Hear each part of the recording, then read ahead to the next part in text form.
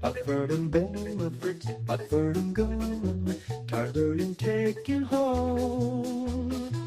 Where Starford's gleam so bright and shiny, who made those collars are being pulled.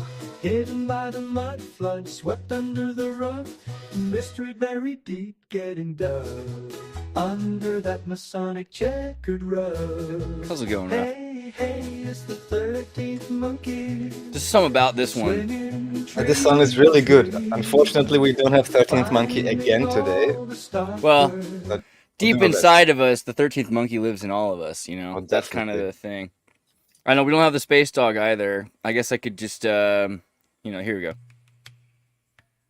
Welcome to the most peaceable podcast in the world. There's all kinds of ways we could do this. Neuropa. Nice. What's up, bro? So it's July 17th, and I had to get up because Raph has a list of things that he's written up for us to look at, as he does for Neuropa. And if I hadn't done it today, he would have had to change the title to July 18th or something like that, you know, instead of the 17th. So Indeed. and that would have, that would have screwed with his like European sensibilities, his Prussian ordnum. Oh yeah, and actually, let me just see if even I myself find the link now. But yeah, here we go. So I'm sending the link out to everybody right now, so you can also take a look. And yeah, I guess we can just start if you want to. We'll start with some fun stuff. Then there'll be a lot about which I won't be saying a lot, but just to point out that all the documentation exists. And yeah, then we'll see whatever else there is on the plate. We're also maybe gonna talk a tiny bit about the recent incident that everyone knows about. So let's see. I think we need to work on your website titling.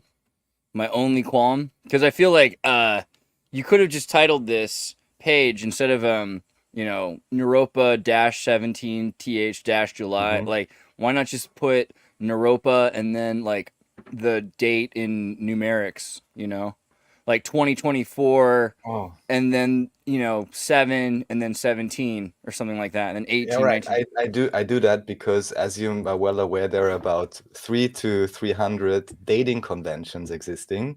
True. So I wonder where that is. Divide and conquer. I always pick, even though I'm American, I always pick years, months, day. I do it backwards to America, and I don't quite do the European way. I think is days, months, year. Is that right? Yeah. I always do years first because years change the least. So if I'm looking at a file type and it says 2020 or 2024, well, I know that that's like most of my files for that year. And then July is 07. Like, it's easier if you break it up that way.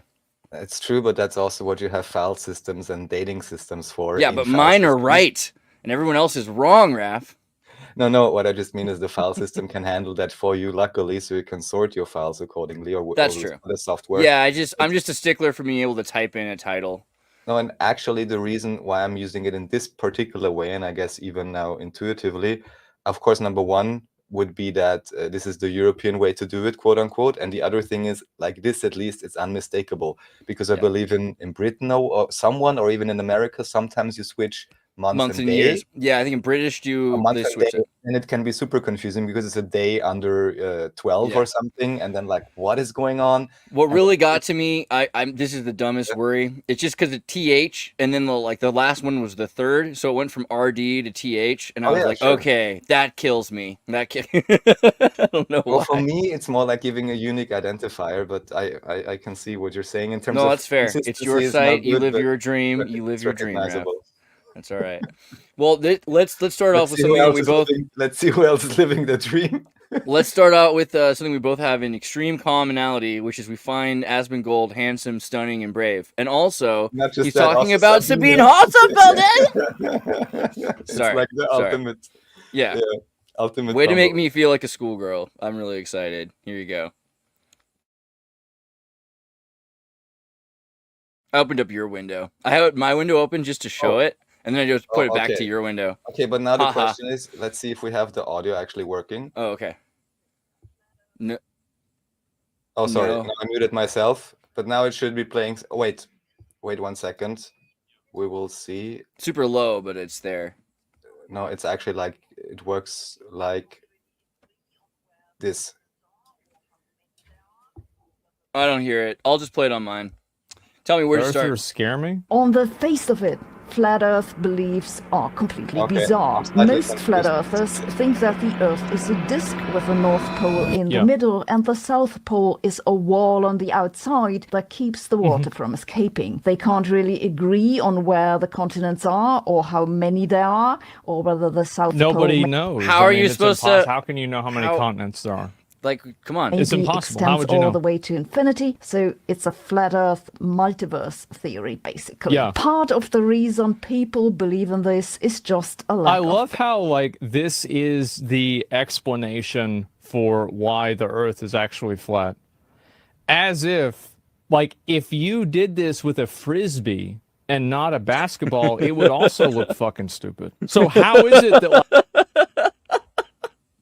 I mean, he's got like good points all around, right? Like using a frisbee to demonstrate flat Earth would be just as dumb as a basketball for the globe model, right? I don't know.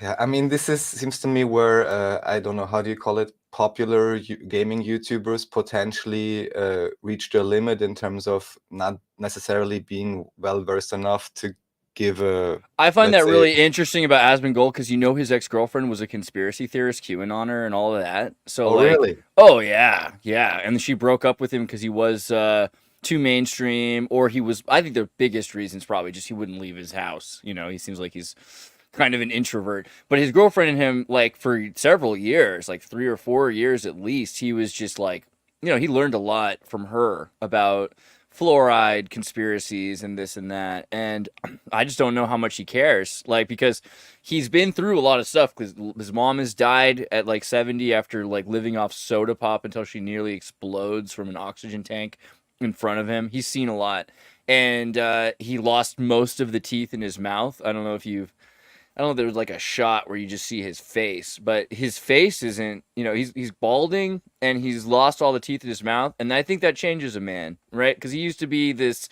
seriously, he's a tall, handsome guy. And his mom's like, dude, you're balding. And that starts freaking him out. And then his teeth rot out from inside of his mouth. So he's no longer this young guy. He very quickly becomes this old man curmudgeon thing.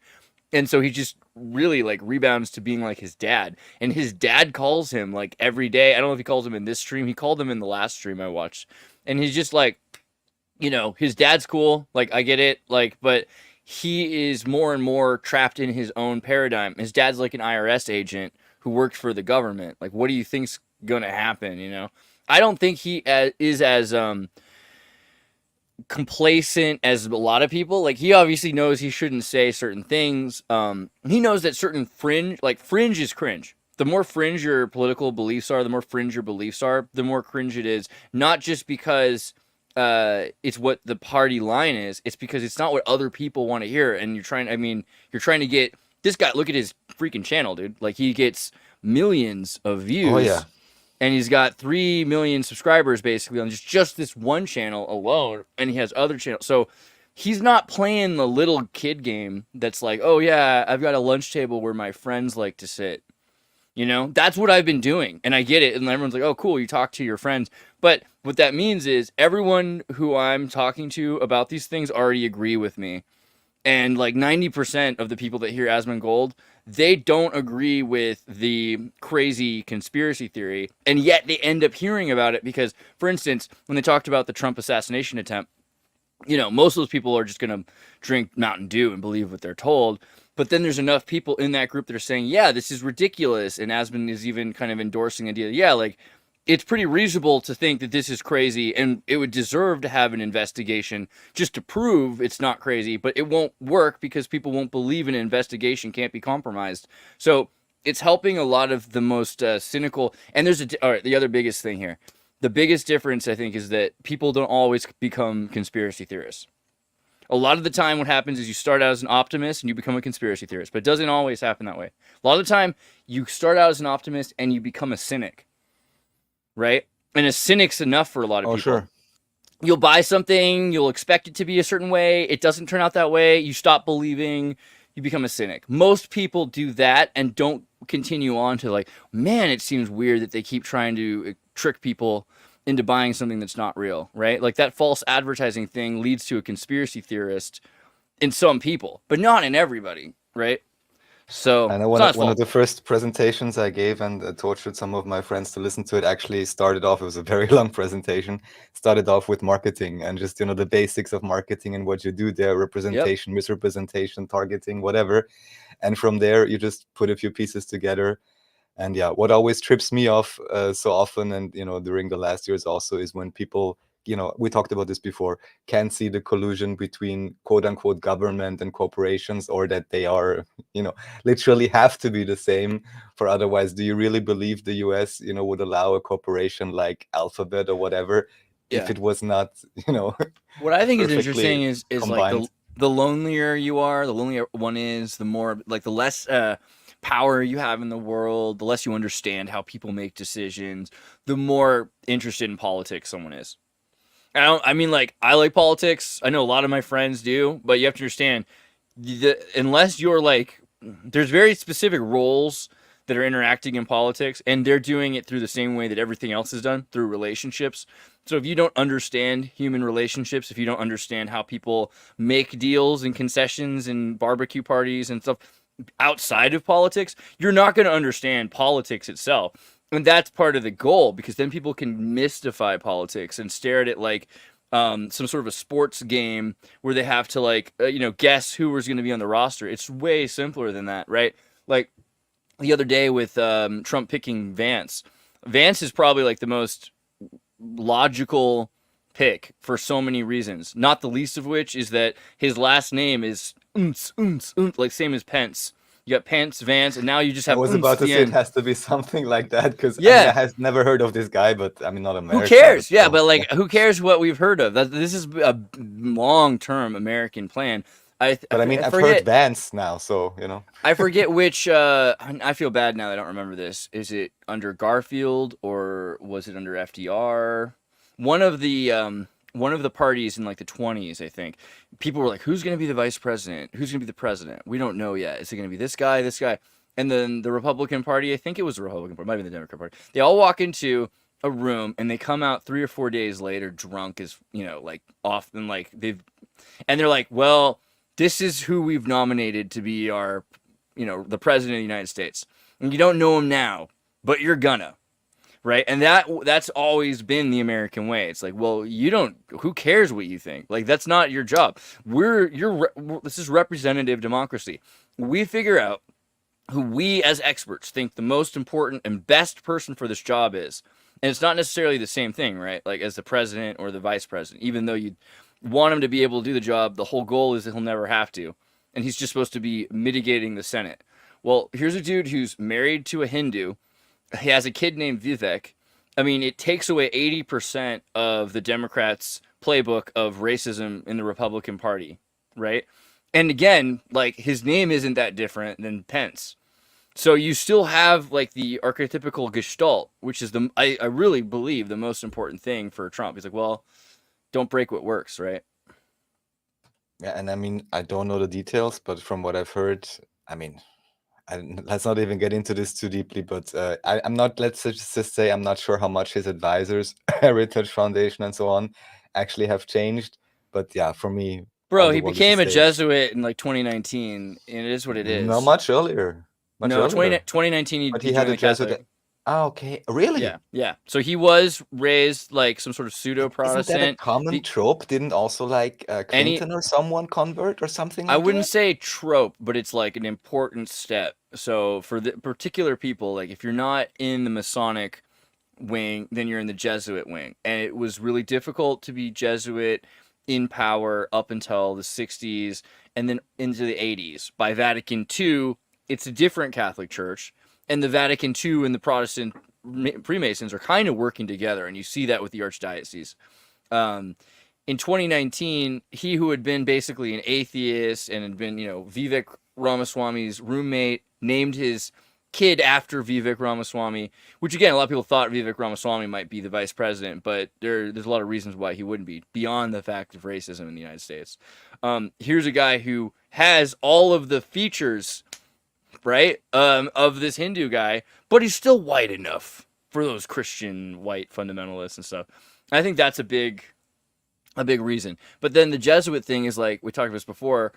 Chardinian Catholicism, a lot of people accused of being a kind of atheism. So he considered himself basically an atheist, and then he started believing in a less anthropic version of, celestial metaphysics. And celestial metaphysics is like the placeholder for God for the Jesuit Catholics.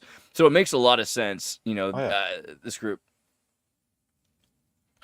Oh yeah. I mean, we'll get to Trump a little bit later. Here, we don't have to watch it, but let me just try once again whether the audio works, because it really should, at least when I'm doing. Was there anything else about Asmongold that we were supposed to bring up? Because I kind of just segued hard before we got into. You Sabine. totally did, which is your specialty. Ouch. Well, still, let's just check just very briefly if this works, because this really should work. 1 second, like this. It's so quiet. Yeah, there's something terribly wrong somewhere. Okay, so no audio here, but that's okay. We don't need it. So about Asmongold, no, basically all I want to say just tell me what point you want me to go to, because I have audio on my track. Yeah, no, there's nothing even particular. Actually, here I just wanted to point out, look how amazing it is. First of all, Asmongold is watching a Sabine video, and both Sabine, as we pointed out, and now Asmongold feel the urge to talk about it, whereas for a few years it has been rather quiet around that topic. That's the main thing I want to bring up here. And it's an interesting marker. It became really popular in the last 2 months. I've seen debates. The Quartering did like a debate. Like, it's a thing that's been up for election season, is flat Earth again. Well, this is number one, or one interesting question. The other thing, of course, you've heard about it, and I've shown a little bit about this final experiment. Anyone who hasn't heard about it yet, check out Final Experiment, and ideally, check out the interview on Nachiketa's channel, or also his other presentations if you want to take a deep dive.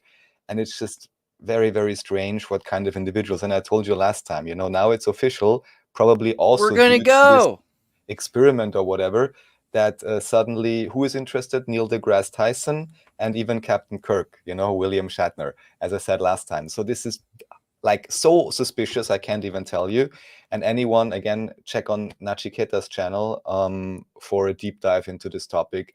Highly recommend it if you're interested in this topic and what is going on here, because the background of some of the individuals involved is, well, I would just say I would not want to go if they would offer me a trip to anywhere, but that's just me, but everyone should, see for themselves how much in good faith, let's say, the individuals are acting, how honest they are, and also, what other individuals and groups they may or may not be associated with. I don't even want to talk about it much more, because it's pretty strange, everything. But again, Nachiketa has done really good shows on this. I can just recommend everyone to check out. And it just seems that overall there really is a kind of like a momentum coming now. Whoever has decided this, or whyever, and I didn't even know that, because of course now I'm watching more of these debates and shows, and I wasn't aware so much that, did you know that when the first time in maybe 2016, this Wojcinski woman or something from YouTube, like the chief director, got called in front of the US Congress or Senate or something, and they actually said, oh, please, can you help us fight this misinformation? And for some strange reason, they specifically mentioned the flat Earth topic. And that's, of course, very strange. What can I say? So, yeah. That's a questionable idea. What we can do, and I'll just show the videos here again. Anyone can check on the website and see the different links. So I'm not going to play it here. If someone wants to watch some fun videos, there's the robot polisher videos. Of course, you can say it's biased or whatever, but as you know, both sides, like to pick fun at each other. So that's what's going on here. Let's see what. Yeah, so these are just like, anyone who's already seen it knows this is like a pretty popular channel now. I mean, still kind of small, but because there's been so many debates, anyone who maybe doesn't want to see the debate and just, some fun cuts can watch here. Also, someone else who's strangely enough been interested in this is Candace Owens. Yeah, people can make up their own mind as to why she would be interested in this. Although the way she frames it is pretty interesting, because she says when being asked about it, she says, yeah, she's merely left, quote unquote, left the cult of scientism, yeah, which of course is interesting. People becoming more open-minded, I guess, is good.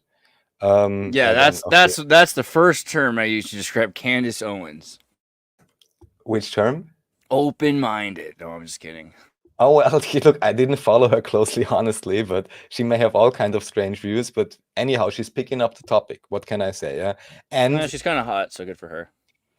Yeah, well, okay, then we have here, Billy Carson thing. Did you hear that Candace Owens' husband was nearly shot by the Secret Service? Did you hear about all that? No. Yeah, that was the thing that happened. I think that was at the event. Was that he was hold on, let me find. Can I quickly find this real quick just to read it? Because I just saw this article like a couple days ago. It was like July 16th. Yeah, yesterday. Candace Owens has claimed that her husband came close to being shot by the Secret Service when he attended a National Rifle Association event she was speaking at. So not at the Trump thing. Okay. The conservative commentator, who's been married to British-born businessman George Farmer since 2019, recounted the moment when she questioned the circumstances around the assassination attempt on Donald Trump July 13th. Minutes into former Trump's speech at the rally, loud popping noises. Hours later, the whole thing. Shortly after shooting, George Smith told BBC, "Spy the man." Okay, well, we all know about that stuff. But what about her experience? I'm not kidding when I say that my husband once almost got shot by the Secret Service because he came down a staircase. I was speaking at the NRA. He snaked in and came down. And they didn't even know who he was. And they were like, "Freeze, we will shoot you right now." So you're telling me that the guy who walked up was trying to get the attention of the Secret Service saw him. He was pointing and saying, "Hey, that guy's got a gun." And they're pretending that they don't know what's going on. Am I crazy? All right, that's basically related to this. Yeah, of course. Yeah. Makes no sense at all. Always news visits. This looks like an exerted kind of thing. Exerts, visits. No, so this is interesting because I just saw this below some kind of a NASA related thing, or where people said, "Oh, check." Oh, even here. I mean, here the CGI dancing Austrians are a nice touch in the suits. That was pretty sweet. You even have it. So this apparently is kind of maybe this is actually the high-end software. I'm not sure that TV stations and so on are using. I'm always fascinated, by logos, if they change something, or how do they animate what. Or the other big question, why in India, whether it's posters or even TV, it still looks like it's 50 years backwards. I mean, as if they couldn't also buy the software. I don't completely get it. I'll show you in a second, actually. Hold on. The Tricaster has an aesthetic reason. So I just wanted to point this out. This may be something interesting to look into, because supposedly this has quite a lot of features, not only for 2D news overlays, but also for some kind of, 3D advanced animation, which maybe supposedly also is used by NASA. I haven't verified that, but I just found it interesting that this is, it's called Wizard. Yeah, so obviously this is a high-end thing, something to look into. I was trying to find the Tricaster to show you, an original Tricaster. I have one somewhere. I just want to find the old blue-orange Tricaster. Come on, man. Trinity Media Machine, something like that. Oh, I can't even find the thing. Okay, well, basically, they had these giant orange boxes, that looked a little bit like this, but way cooler, okay? And this thing is for $660. This thing used to cost like $100,000, $20,000, you know what I mean? Like, these things were super expensive. And they got more impressive as the years went on. To people, because people would have been like, "Oh, wow, this is better," right? Because this has like all the stuff. This isn't actually that much more interesting. In fact, that last machine had all the same features of this, and you could have plugged it into 100 screens and have a big, computer board. What makes the Tricaster so important is it has physical hardware chips inside of the machine that process video with analog cards. So instead of using like a CPU that's virtualizing a bunch of stuff, you just have like engines. These giant cards are like engines that are processing physically video signal into blue, green, red pixels and stuff like that. So these things were Silicon Graphics style computers that were designed for live real-time use. And, a lot of the Silicon Graphics machines were designed to process a frame of the Terminator a day. So they could get, like, after a month, a second of video. right? Like of special effects. These were designed for you to do live commercials like you were just looking at, where you've got the background is being replaced in real time, the weather channel is being put up, a commercial, but I don't know if I can find this. Hold on. Fry's Electronics commercial. Let's see if that's an example here. Okay, this is what that style of no. If we're gonna do this, we're gonna do it right. We're gonna listen to it because the voice really is a big part of this. The light of the 21st century. Get ready for the future. This is my god. Power up. With guaranteed low prices in every department at Fry's Electronics. This is my god. 17-inch TFT flat panel display is only $299.99 after mail-in rebate. Back up your DVDs with DVD Copy Plus, only $8.99 after $30 mail-in rebate. Canon's 10D digital SLR camera with interchangeable lenses is on sale now. Remember, your best buys are always at Fry's. Right? Look at that Guaranteed. UFO. This is my god. It's crazy. I love that commercial. And so the whole point was that you could do that live with the Tricaster, with the Trinity machine. You didn't need to render it. And so all these commercials that we remember in the early 2000s that kind of look like scary intros to a movie theater where like a hot dog is popping back and forth into his girlfriend's bun and all these weird like popcorn, like those things, they all come from the Tricaster, right? And then I hear chips like that's what Joe Rogan uses. And you know why? Because he's old. I don't mean that in a bad way. I just mean like he's from that generation that knows that the Tricaster is like the Ferrari of video processing computers. Thanks for your time.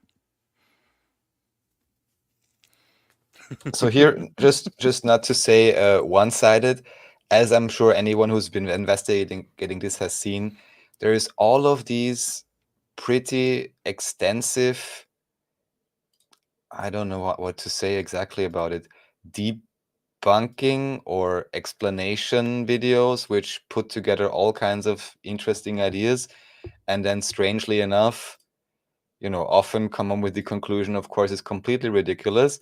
But what I love the most, so here, okay, I'm taking a hit, all right, other comments. But what I also seen in these comment sections, especially recently, I'm not actually sure how recent these markings are. So I'm increasing the size. You've seen them before in relation to health topics, and I've now also even seen one where it says New World Order, and now you have this one with Flat Earth, and at least, oh my God, see you. This is the page it takes us to. So this is apparently what people are supposed to check out about this. But I've also seen the comment quite a few times, which basically says as top comment, oh, the only reason why I'm even considering this is because YouTube now puts the label on it. And that's very similar, I would say, to what they did. That's another deep rabbit hole. People can, okay, this image I can actually show. People can investigate. I'm not sure. Do you have these in America? This is no advertisement or anything. But do you have these kind of things on tobacco where you have these ugly images? Do you have those, Andreas? You're not in the things. I can add you. That was hilarious. I was just yelling at you. I was like, solo it, computer enhance. Okay, yeah, you can do it. Just do it. I don't think, solo it's not yourself. even an ad because here you don't solo see the your tobacco. face. I'll do it. I'll solo you. Here you only see the beautiful image. Yeah. Yeah, we So don't these do that. are- I don't think we do that, do we? I don't buy cigarettes. I'll admit that. But cigarettes, health ads. Do they do that here? I don't think they do that the same way here. They have warning. Who here smokes and is not Canadian old world music? McBag, you don't count. You don't count. I'm just kidding. No, Canadians are more interesting to me. But you guys have the same European thing because you're Europe light. America, we don't have, I don't think, pictures of. No? Yeah. People who smoke are saying we don't have. Calvin says he does. Does Marlboro have pictures of broken lungs and crying women that lost their babies? Is that the same thing? Because in Europe, a cigarette pack is just a horror show with a crying woman who's just lost her baby in her lung. That's how you know you're buying cigarettes. If it doesn't have like a lost baby and a sad mother, then it's probably not a very good cigarette. That's Europe. So just since we're on that topic for a second, Not in what I will Wisconsin. do- so Yeah, what I- British people are saying for sure. Yeah, basically, if you're in Europe, that's taken for granted. America, not so much. Right. So what I pointed out, just these markings, right? And just so people don't see that as an isolated idea. So the page it takes you to is here. We can check that page out later.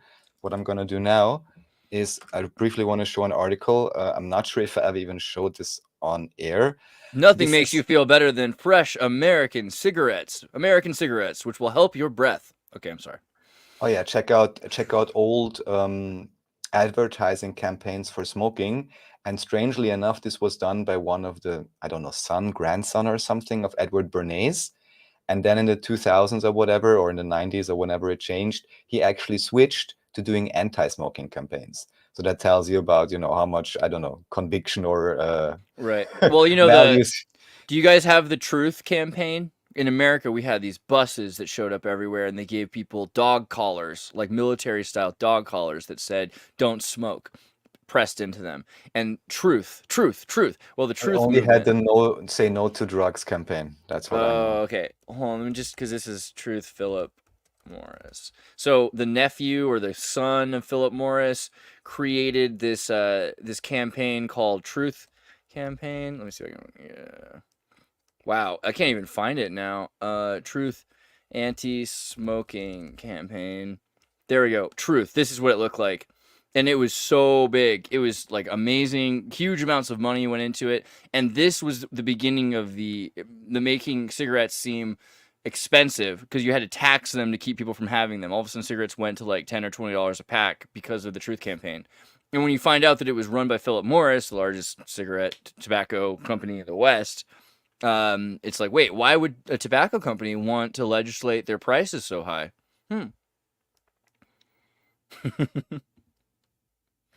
Exactly, yes. So this is very interesting, because this was actually done by a doctor who was originally, I believe either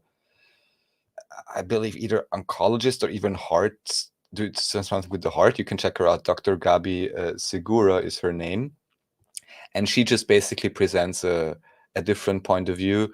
And what's also interesting is, at least from what I understood, I'm not sure what the settled science says now, but even during the sea crisis, there was some kind of confusion. And first it was said, you're basically gonna get killed if you smoke and you manage to catch the sea. And then also there were other reports which actually said, no, it seems that this is binding to certain receptors, which, may change certain other processes.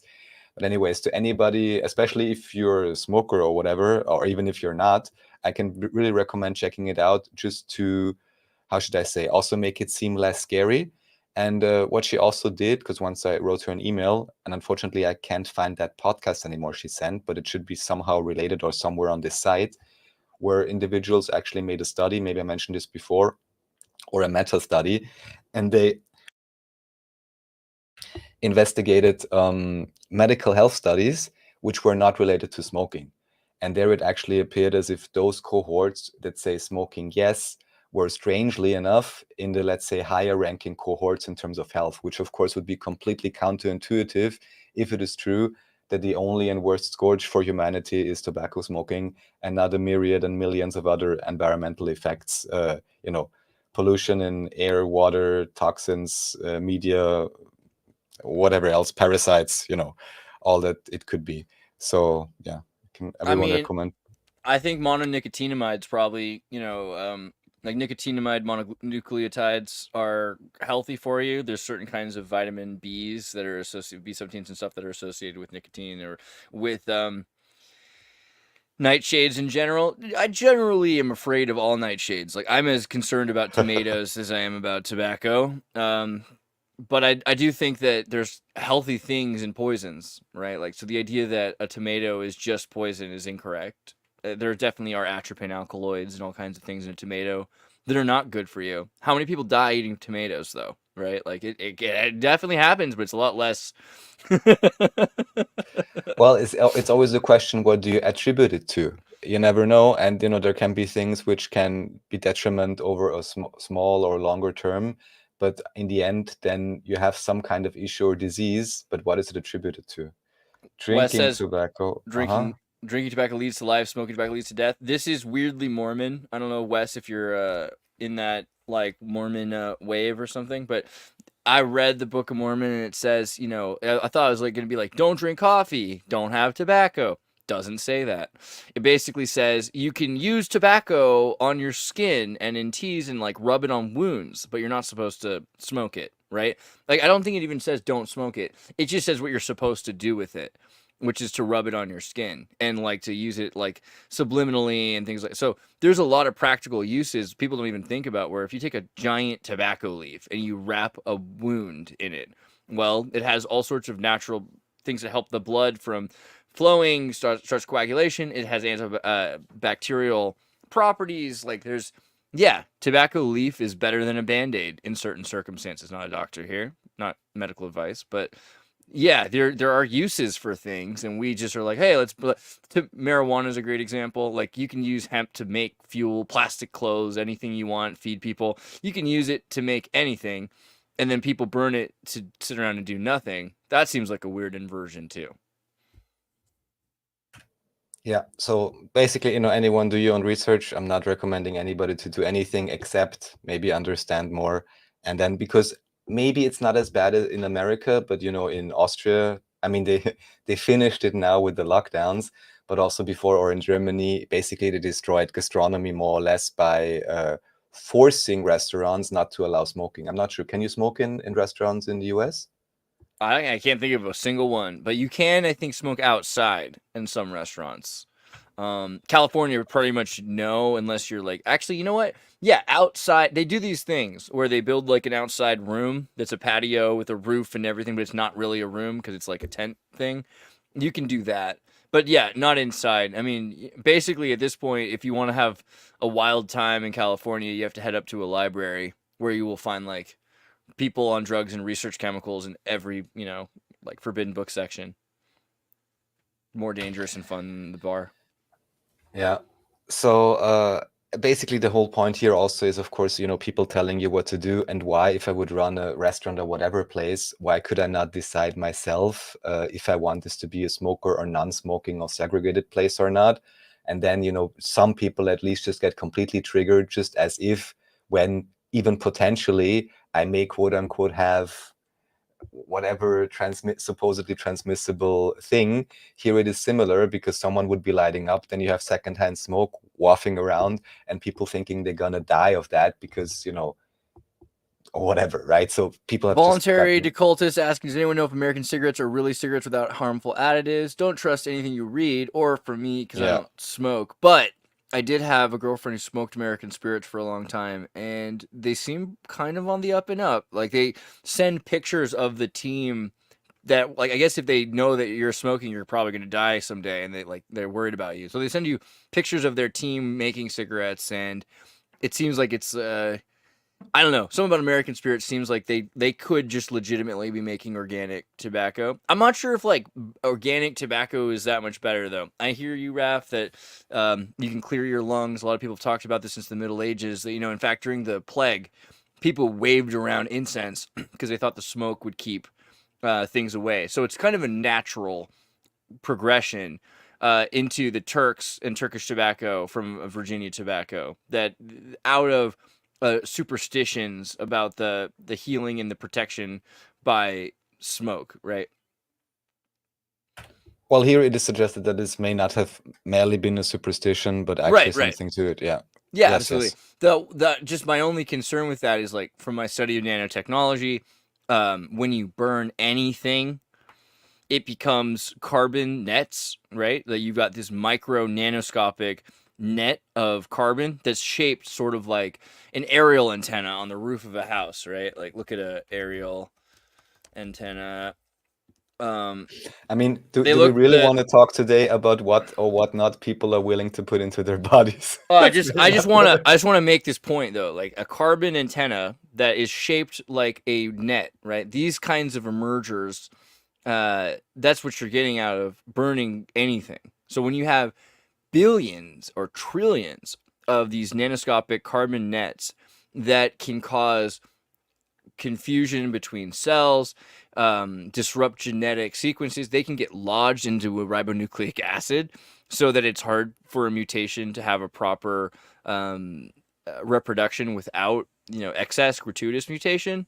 there's a lot of reasons why I'm just afraid of carbon. You know what I mean? Like carbon is scary. Carbon is really dangerous. And we're made of carbon. So any amount of carbon that you burn and you inhale and it's messing with the blood-brain oxygen blood barrier, it's so much smaller than a blood cell, right? That you could have thousands of them, tens of thousands of them with a blood cell, maybe hundreds of thousands of them with a blood cell. So I'm concerned about carbon. And I think that maybe, nicotine itself isn't as bad as burning anything. Burning anything might be actually the biggest problem there. And that tends to be what they say. They're like, well, cancer is coming from the carbon, right? Yeah, I mean, yeah. I can just roll your eyes. I can just recommend everyone to look into this for themselves. Okay, And again, all right. About a year ago, you talked to me about how you were concerned about nanoscopic toxins, right? Like, like you saw the conspiracy on glitter. I'm not even dismissing your argument now. Okay, I'm just saying you get my point.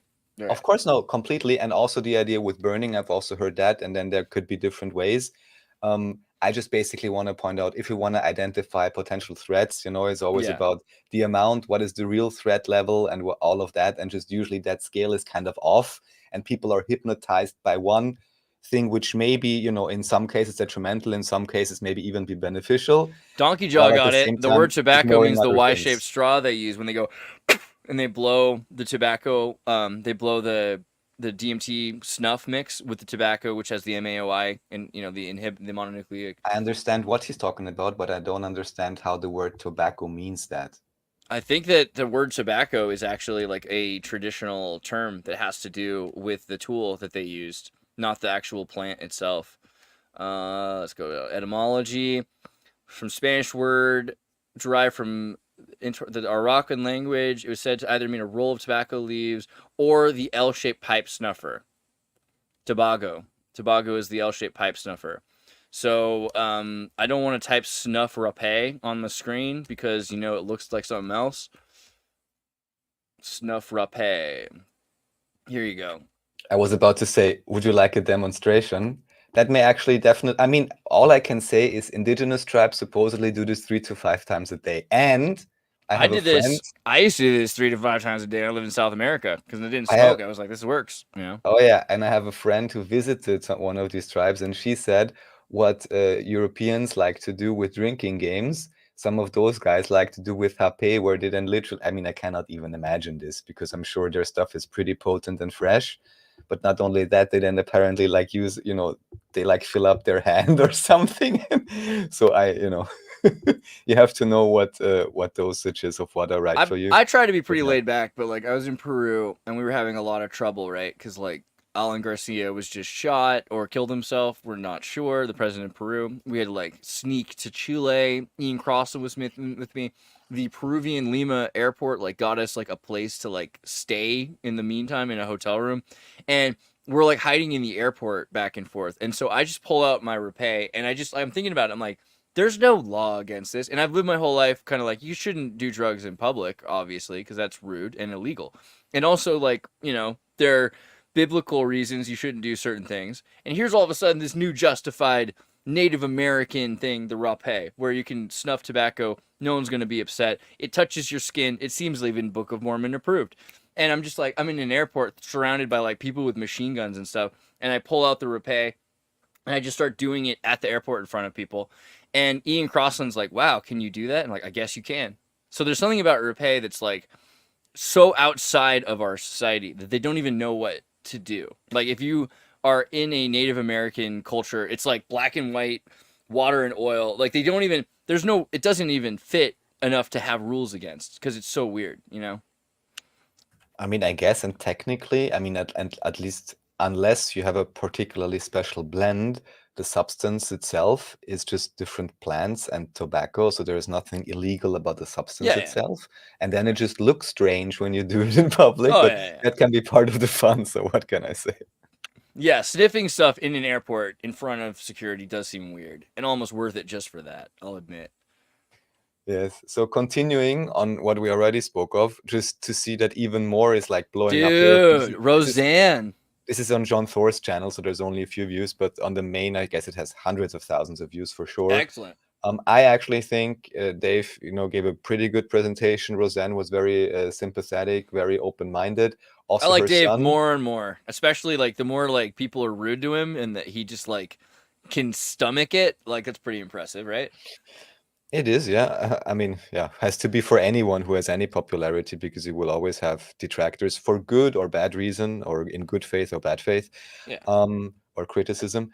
However, I think this was really well done, and also you can see he's actually it's not only him talking and with her, but it's also you have her son Oh. who's talking, Wow. and he's pretty has a interesting point of view because he says, well, he doesn't really believe in it, but he can really see how many things then fit together more because Where apparently is Roseanne from?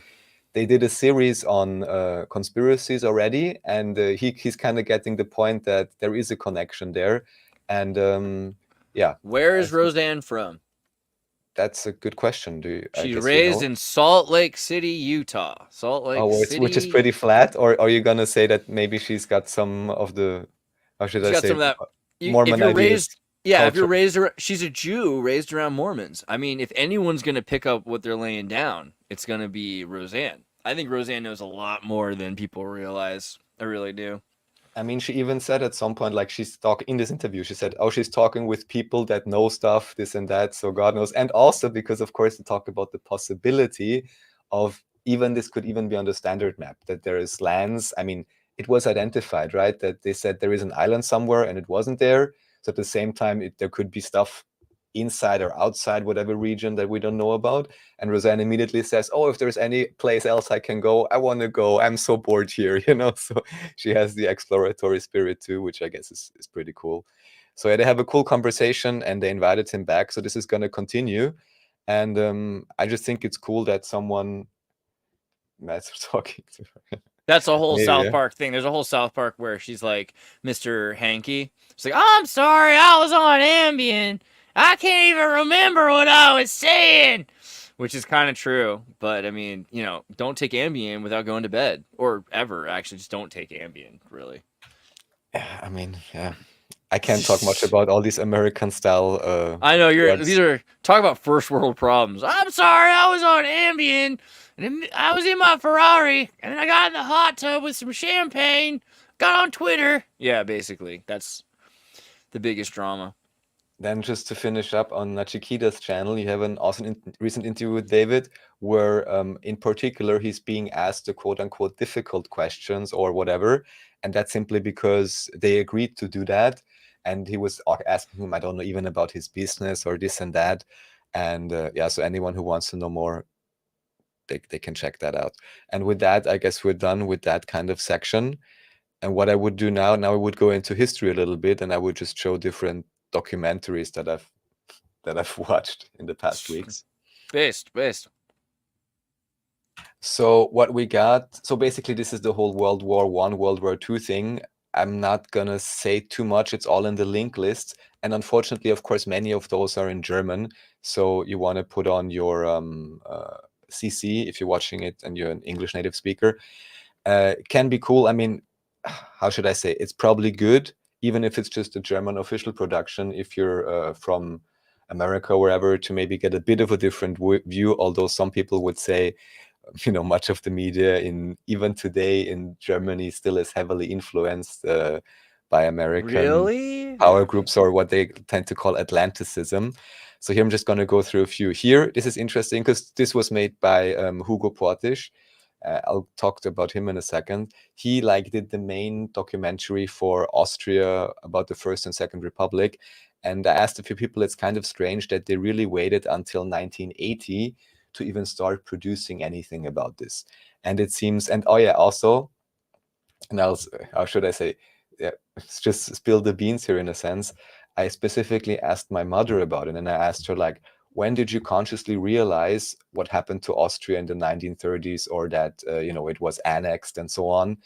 And she kind of said, well, maybe not before she was 30, which would be kind of a fun thing to say, or kind of like, oh, how uneducated is my mother? She just went to, regular school, not a higher school. But she said that up to that point, maybe 1980 or something, people didn't just even want to talk about it. I can guess that there were still enough Yeah. bureaucrats or whatever that will still, take handovers from the old administration. They didn't want to make a fuss. There was even up to in 89, I think, a president of Austria who also, of course, was involved back then in some kind of position. It was a big deal. So, but just really strange that, they wait 30, 40 years. And even then they said... Germany, Yes. Austria, they pushed so hard after World War II to be capitalist and not have political opinions. They're like, look, if you can control the economy, it won't matter. These stupid choices you have to make are only because of scarcity, and the economy will fix it, become capitalist. And then Western Germany is like it's the caricature of American capitalism. But by the 70s, you have Yugoslavia, you have Eastern Berlin, you have all these different influences of socialism from Scandinavia, and all of a sudden social radicalism starts to push out, and you see it in the 70s in Germany. You start to see all of that, but it doesn't emerge until then, and it's highly leftist. What is highly leftist? The anti-capitalist protesting political movement that emerges in the 1970s in Austria and Germany. But the thing is, yes, it's correct. But the thing is, what's also pretty well explained, especially if you watch those, this is now about the Second Republic, but there is some about the Erste Republik. And here they really show you, basically, you had conservatives and socialists or communists fighting against each other in the street, which also, at least for me, again, makes me wonder, did these individuals just spawn or the civilization spawn 50 to 100 years earlier, which we have some hints at with all the 1850, 1870 reset stuff? Because how do you rile up a people? They live in these small buildings, or not small buildings, small rooms in whatever buildings you found. And then you can really rile them up so much to have them fight against each other in the street. So this was already officially, how should I say, from, I guess, 1908, I should know this now, 1913 to 1918, the First Republic. Sorry, 1918, I'm botching this right now. No, from 1918 was the First Republic in Austria. Yeah. Kind of similar to what they had in Germany with the Weimar Republic. And then basically, and this is also really eerie, and I'm just going to comment on it in context of the First War or whatever, or the Weimar Republic, that there you had supposedly officially Berlin was this, how should I say, Babylon. And you had this complete crazy overdrive in terms of, I guess, also transsexualism, pushing it and so on. And this is eerily reminiscent also of what's happening now.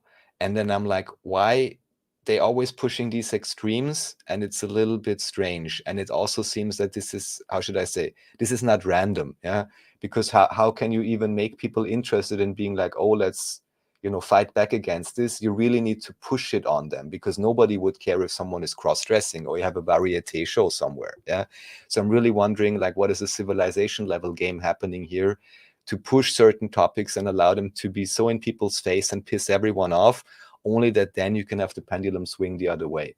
What do you think? Because it seems something similar may be happening now in certain ways, even though I don't know exactly how it's playing out. Can you catch my drift? Yeah, I feel like it's hard to know. Looking at, because 20 years ago, you could point to say, okay, well, there's a dying media system. Well, the media system is dead. Kids aren't watching TV, right? And 20 years ago, you could point to universities. 10 years ago, you could point to universities and say, well, this is a dying university system. Today, university systems are dead. I would say that the university system today is like the Vietnam draft board. And if you went to university, you just say to that person, oh, I'm sorry, right? That's not the way it used to be, right? So we don't live in a world where what the youth are being swayed by is clearly. There's the social media that they have is so much more isolated and hidden. So it's hard to say. And I don't know. A lot of people want to pretend that the youth are going to become hyper Marxists. I don't see that. Most of what I'm seeing with the youth right now are hyper trad, because they're naive and young and don't know any better. So they say, okay, well, I'll just avoid. And the greater majority are avoiding dying of fentanyl, getting AIDS, avoiding all of the... Can you define trad? I heard it before, but I'm not sure what it means. Traditional.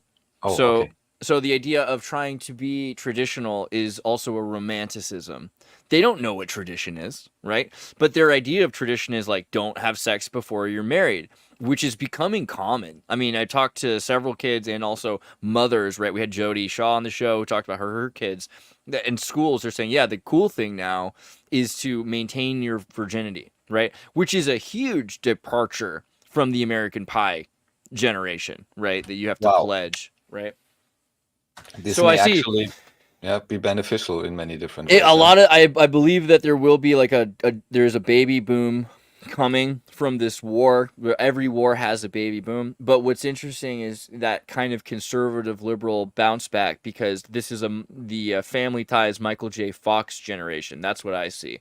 I see a conservative generation that's afraid of dying of fentanyl emerging, and that will be, that's happened before. There, right after the 60s, there were a lot of people that were raised that way. Like, don't go outside. You'll end up with AIDS and addicted to heroin like your sister. Like, that's the way people were raised. And I think we're going to see something even more like that than before in this generation. I just feel like whatever the exact direction is or how it's being pushed, how the pendulum is swinging, really to check out which of these movements are Thomas, I'm astroturfed, keeping myself safe. That's got to be careful out there. what is astroturfed, what is organic, and also really what is the multi-generational thing at play here, because that's oftentimes the issue, that generations can't properly communicate, because as you mentioned, every 5 years they teach you a different history in primary school or whatever, Right. or different values, and that's really I don't Biden know. has COVID. Is that real? Is this breaking news? The Biden has COVID. Is that real? I'm pretty sure it is. Oh my So God! Well, now now he will have to be. He'll have to rest for a lot of the time of the day, and I think it's gonna make it. It's gonna cloud his ability to speak. can we finally And get Kamala as president or something, or what is it? No? did you watch Death of a President? It feels like something you would have seen. Do you remember that one, Death of a President? No. 2006, banned in the United States. An amazing film. It's kind of a mockumentary, using, as Brittany calls it, found footage, right? So what they did is they created a documentary style film with footage of a riot and of President Bush giving his speech.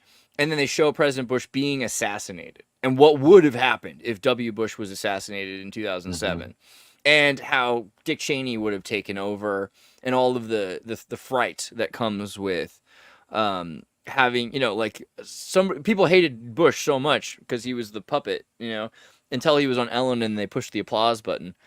But realistically, like, they would have hated Dick Cheney so much more. And I think that's kind of the point of a vice president. You're like, well, don't kill me or else you're stuck with that. I think that's what they do.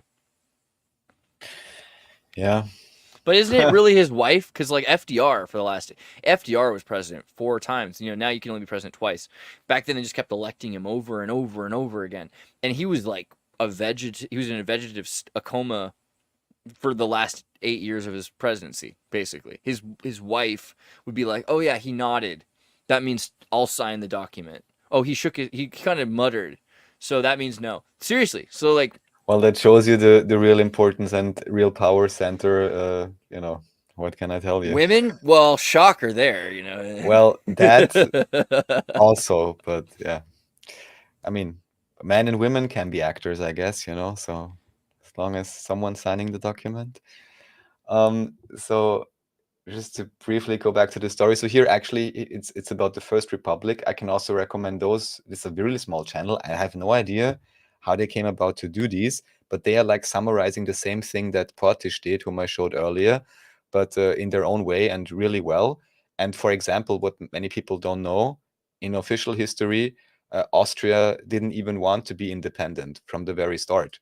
So the First Republic, there were many individuals that said, oh, actually, we want to join Germany. So that's interesting. And that's also even from here, and then from like 50 years earlier than that, you actually have the tradition of you would call them right wing. In German, there's a particular name called Burschenschafter, which I almost want to say it's like Freemasonry for conservative right wing individuals. I mean, they just, meet and drink and sing or whatever, but it's known that this is one of the power bases, let's say, of quote unquote right wing conservatives. So anyhow, just showing how everyone gets their history and their backstory to believe in what they believe and defend what they defend. Of course, the fights against or fight with the Right. communists and all of that. Well, not to like segue back, but just while we're thinking about that, I pray, and I hope you all do with me, that Biden lives through this. I really do. I'm not kidding. I don't want him to die before the election. And I think that this should be, we should be praying for his health and that nobody takes him out. And I really do, because Are you how much worse would it 100% be? sure that he hasn't ever died before? That's the problem, right? Like, you gotta be careful. But that's also the same with Trump, right? Apotheosis is a heck of a thing, bro. Becoming a god. Yeah, I mean, some of those definitely. I don't want him to die because I don't want Patrick Bateman, Gavin Newsom, or Joe Kamala pack of hair. I don't want anyone else running against Trump, right? So, hope he lives. I hope they don't take him out too early. It's gonna be a spectacle, that's for sure. Oh, So here, one more thing yes. about this. Since you're bringing up Austria, have you played Sonic the Hedgehog? Yes, on Mega Drive, I guess. Yeah. Sonic 2 or So you something. remember that Sonic the Hedgehog is Austrian, right? Like, you know that? What? No. Yeah, I never thought about it before, and I thought, well, hold on. Look at that. You didn't think about it before? Never? Never? Sonic the Hedgehog is Prussian? He's Prussian. He's at very least Austrian. I know that there's like a contention there, but come on. No, it's like Prussian blue Yeah, with bro. the red, white, red. Yeah. Let's be real. All right, there's something to it. Okay, I'm sorry. But yeah, back to Prussia, back to Austria. God knows Back what to it Austria. means. So anyhow, just to anyone, I mean, and why should anybody care about the history of any country? And here, of course, I have no idea how accurate all of these documentations are, but this is, again, official timeline. Dude, I only called you guys Prussians because I knew I'd get some racist Germans upset about it. Yeah, we're more like the Bavarians. And actually, there is even one sketch, at least, where they showed at some point during all of these, past 100 years, they even considered putting Austria together with Bavaria, which is interesting. That would have have like one adorable. smaller state. And one greater accent. Yes. So, but exactly. But you can definitely see how this is all just always like political partitioning, and also, how should I say, engineered consent, I want to say, because of course, for example, here, even during the First Republic, Austrians wanted to join if they can only feed 50% of their people. And even in the very official contracts and timelines, you can basically see how the leaders, for whatever reason, are making deals that deliberately, put down certain populations, which of course then creates unrest and all of that. So even in the official timeline, you can so well see how it's engineered how to bring people up and down in their economy, and eventually then even, and this is the crazy thing, have them die for this idea of collectivism, for lack of a better term. And of course the flag itself, the division, like that line saying south of the border is the Redlands and above the border is the white, which is we looked at the flag map and how white is associated. It seems pretty clear that there's like a group of people that are saying, okay, well, you can have this part of Austria above that line, and we'll have everything below that line, or we'll divide it between you two because we're God on earth with the Pope. This is what it is. So here, just going back briefly to the Hugo Portisch, who was the mainline guy doing the documentations for ORF, so for the Austrian Broadcasting Service. Interestingly enough, here they claim he didn't really have much to do with Freemasonry, but still very officially, he was a high-level Freemason, and he got his own street. So just, he made the token. Out. He made the token, but he did not shake his hand. God knows. Yes. But here just to show that. And then we have, I guess, some more Yes, here, same guys do also one in the Second Republic. Again, if you don't want to watch the official broadcast stuff. And even here, it's crazy. You see this symbol that even, again, an official, but I even know someone who had a grandfather who was supposedly one of the head judges during this, they call it Austro-fascism time. Have you ever heard about this? It's a cool genre.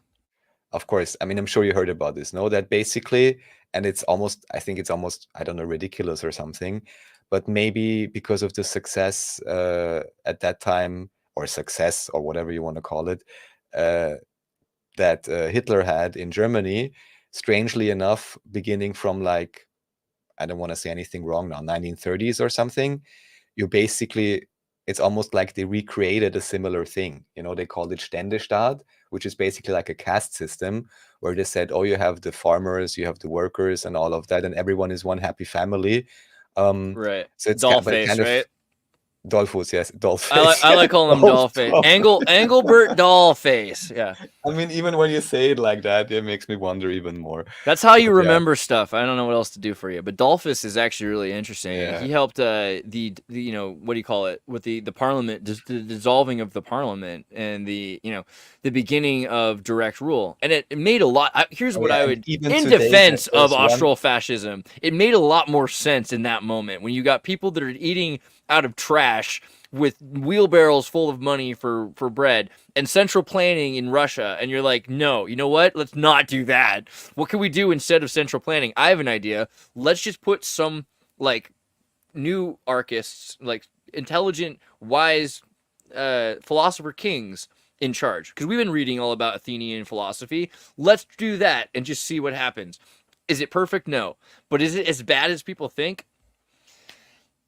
Well, and again, what has to be considered is what was the economic state, for example, in Austria during that time, probably very bad. And especially even for me, I mean, from the 90s or whatever, I mean, up to the 80s, you had the economic upturn, reconstruction. It's, I would almost say, even impossible to imagine what was the real social and economic condition at that time. And also how many people, even when you see these fights in the street or whatever, but at any time in history, how many people really care about politics actually, and how many would much rather just be left alone and not be taxed. So Yeah. yeah. And so anyhow, you have this interesting tidbit. That's what in happened. history. I think people were thinking in the 90s, I mean, because you also have Austrian economic theory.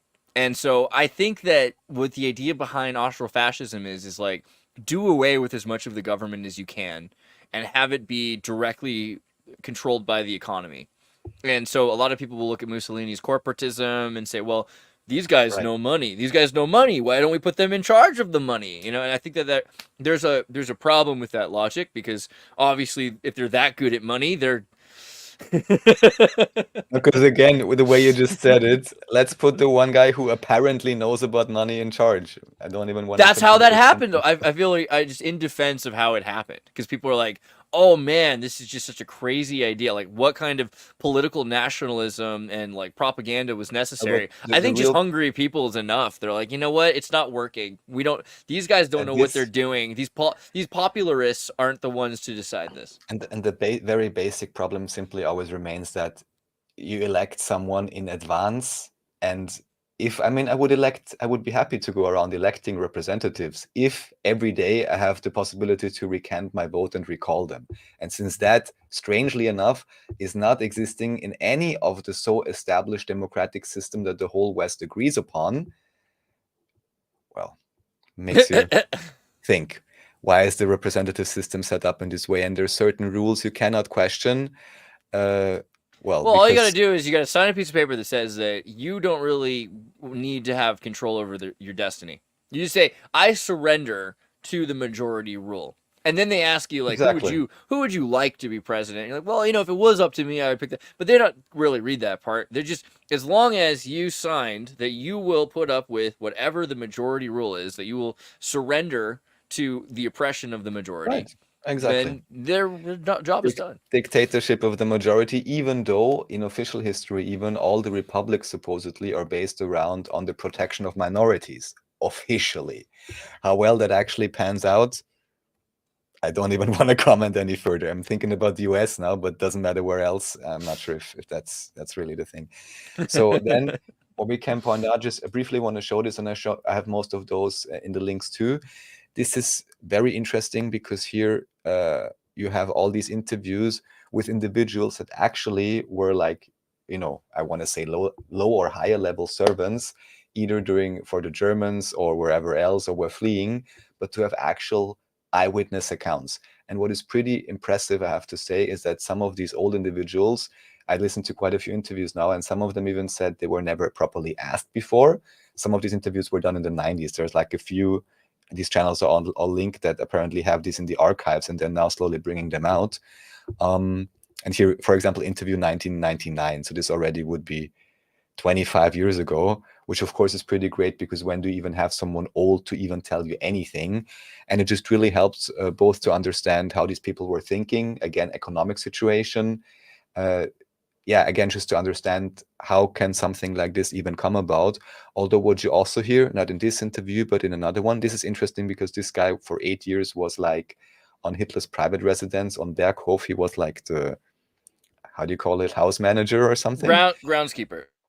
Groundskeeper. So that's of course curious. Sometimes he said only one time he heard him talk and they were, raging on about Bolshevism or whatever. I feel like the groundskeeper is always the good guy though, right? Like in any movie, it's like the guy who was in the butler for Stalin isn't Stalin. I just feel like he's probably chill. I don't know. Could be wrong. I mean, these individuals. Like, what if he wasn't a fascist, but he was really good at making like marinara spinach raviolis, which was vegetarian Adolf's favorite meal, and that is, there's all kinds of nuance to this, probably. Yeah. So you have different perspectives here. There is this woman, I think she was a secretary or something, and then you have different individuals like adjutant, then. Another one who was fleeing, in this case from the Red Army.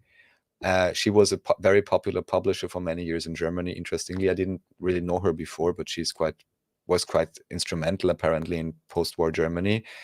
There you have even the last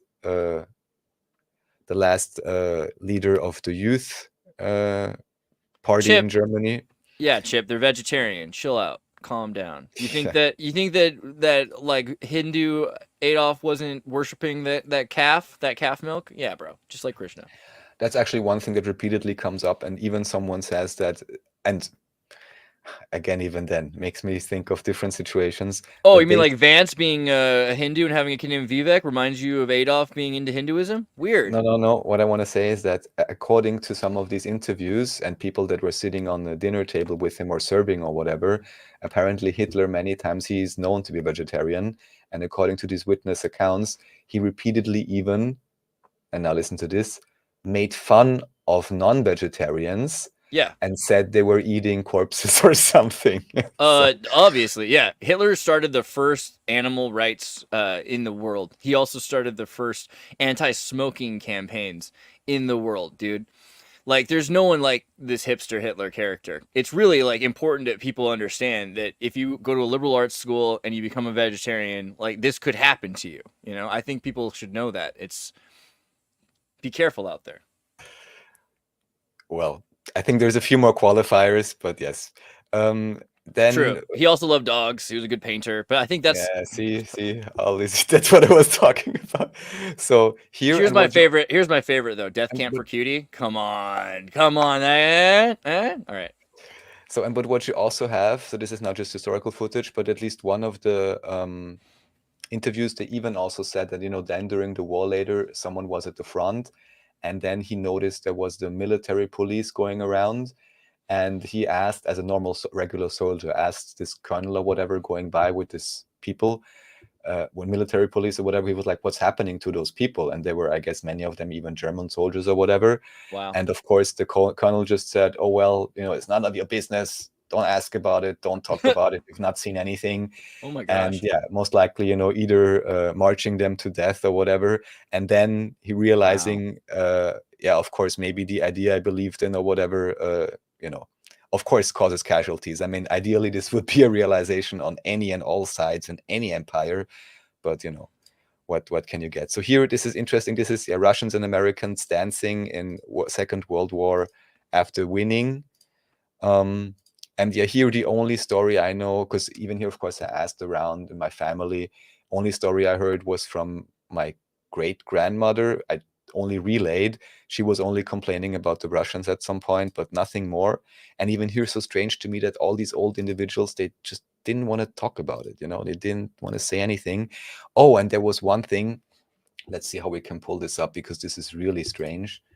I'll let this play for a second, and I'll pull this up quickly because this relates So then you back to our strange topic. basically what you're saying though is that after this event, a lot of the people were murdered. You're saying that some of these were like Poles and Austrians, and they were killed, or what are you saying? Oh, well, this is another aspect, and this is actually something very recently that was in German news or something that they found. I want to say in Czechoslovakia or somewhere. I mean, back then, The mass Czechoslovakia. graves in the Yeah, forest. something like this. And I showed it last time with the, for some reason on Wikipedia, it said 19 camps they had, which were like American camps after the war. And also there is this thing called Rheinwiesenlager, where they just had people standing in the mud, like many Germans just rounded them up, standing in the mud, letting them starve. And according to these witness interviews I saw, the same thing even happened in Austria or something similar. Or there was one guy who actually lived to tell the tale, and he said he himself underwent this when they were putting everyone there in really, really bad conditions, which of course, I mean, yeah, how do you say it? Like, don't act like the devil if you don't want to become like the devil, or what to say. But there again, you can see that this is just empires using similar strategies, overarching, and then just apparently, at least in my view, different ideologies, but it's all serving an overall geopolitical plan, or however you want to put it. And yeah, so far it's pretty crazy. What's your birth rate? 0.2, 0.3, right? And that's including refugees, because you've got like 98% male refugees coming, and then they have like 6 kids. Often the refugees have like the highest birth rates. But I mean, Germany too. It's like the population of Germans and German reproduction and Austrian German reproduction is like less than, it's supposed to be like 1.8 or something like that. It's like 0.2, 0.23, 0.3. If you look at the whole thing, which is just, in other words, we thought maybe 100 years, but this is more like 20 years. Oh, here.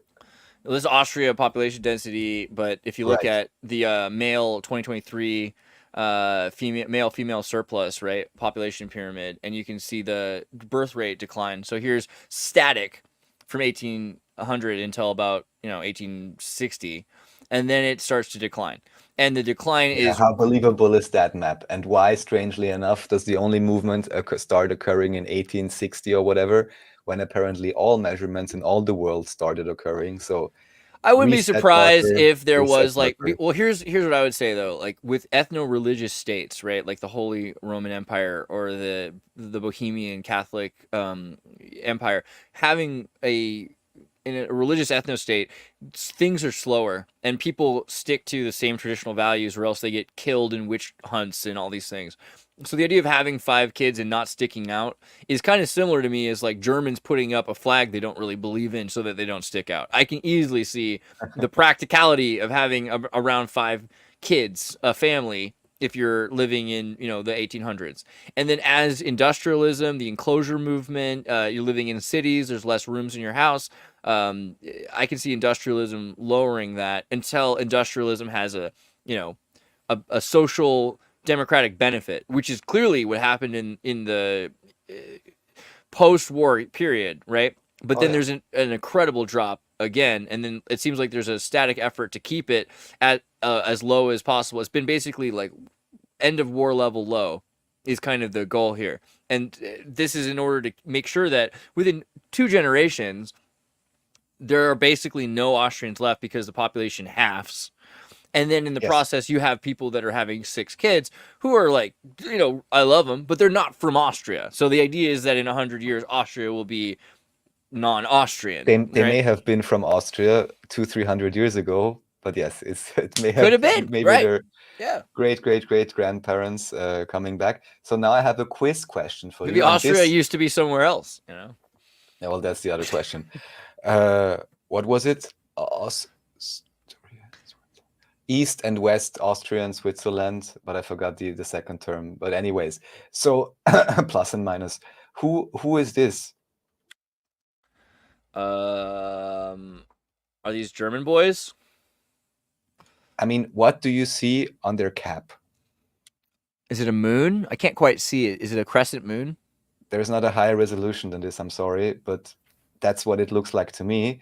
And now explain to me, and this is Hugo Portisch, as we've discussed earlier, official documentation. You see the time marker, and these were supposedly the last individual, I almost wanted to say rabble, that for some strange reason, at least in the official timeline documentation they put here, were defending, I believe it was Linz, so like one of the smaller county capitals. The last boys from their hometown.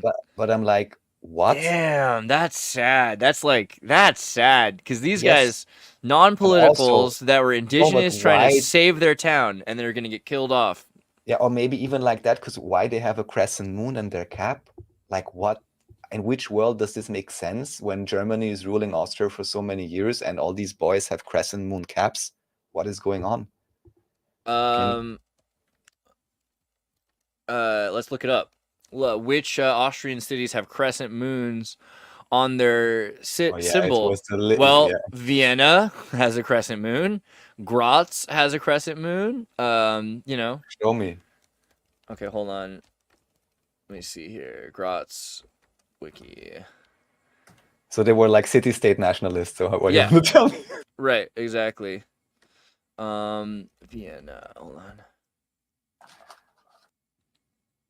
So the one comment I got is that they look like street Arabs. Yeah, like this, like you have them in the US, but just was really strange to me that they would throw in this image in the official documentation. They don't say more about it, and they don't try to explain at all why they have these caps with the crescent moon, yet they show it. So this just was very strange to me. I can't find it now, but according to ChatGPT, historically there was a crescent moon on the seal of Vienna, and it's been removed. I can't find a picture of it though. I mean, I can believe that, but that's another thing. And I think they would have removed it before in 1945. But yeah.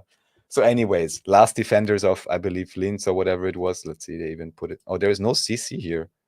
That's really strange. Okay. Anyways, that's what we got here. Let's see, there's a few more. We have more historical footage, of course. Everyone happy. Although I also heard at least something with like some red flag and the Red Army, that some of these things were reenacted. This is what I even heard from my family, that like this is official knowledge or something. So this is also always the question when we see these things, can we verify that they really are at that particular date? Are they organic events? Are they crowdsourced, how do you call it, actor events? Of course, unknown or has to be verified. So here this is, Austria hails US troops, of course, after a long war. And then, okay, I think that's it with the Second and First World War documentation. Here, you want to go on, or you want to comment something? No, I'm still just interested, looking at the. I mean, Vienna is something that we always have to dig into, and I don't think is completely solved yet. But it clearly has some sort of metropolitan world stage that's beyond Germany, right? And that it's connected with Arabs and everything else. You can see the architecture that's popular all over the East. So, but also, yeah, just like the amount of occult symbolism doesn't fit with the Christian time period that's supposed to be built in. That also gets me. It's like, well, what? You guys are killing each other over this, and yet this is fine? Okay. Yeah, as I have brought up before, the main things Vienna is known for is coffee, the croissant, and dancing the waltz, where basically two individuals are fractally, spinning around an imagined Kaaba, let's say. So it's all highly suspicious. And of course, you have I'm not sure if I ever showed this to you. Let's see if we can find this easily. Just 1 second. So let's see. Here we go.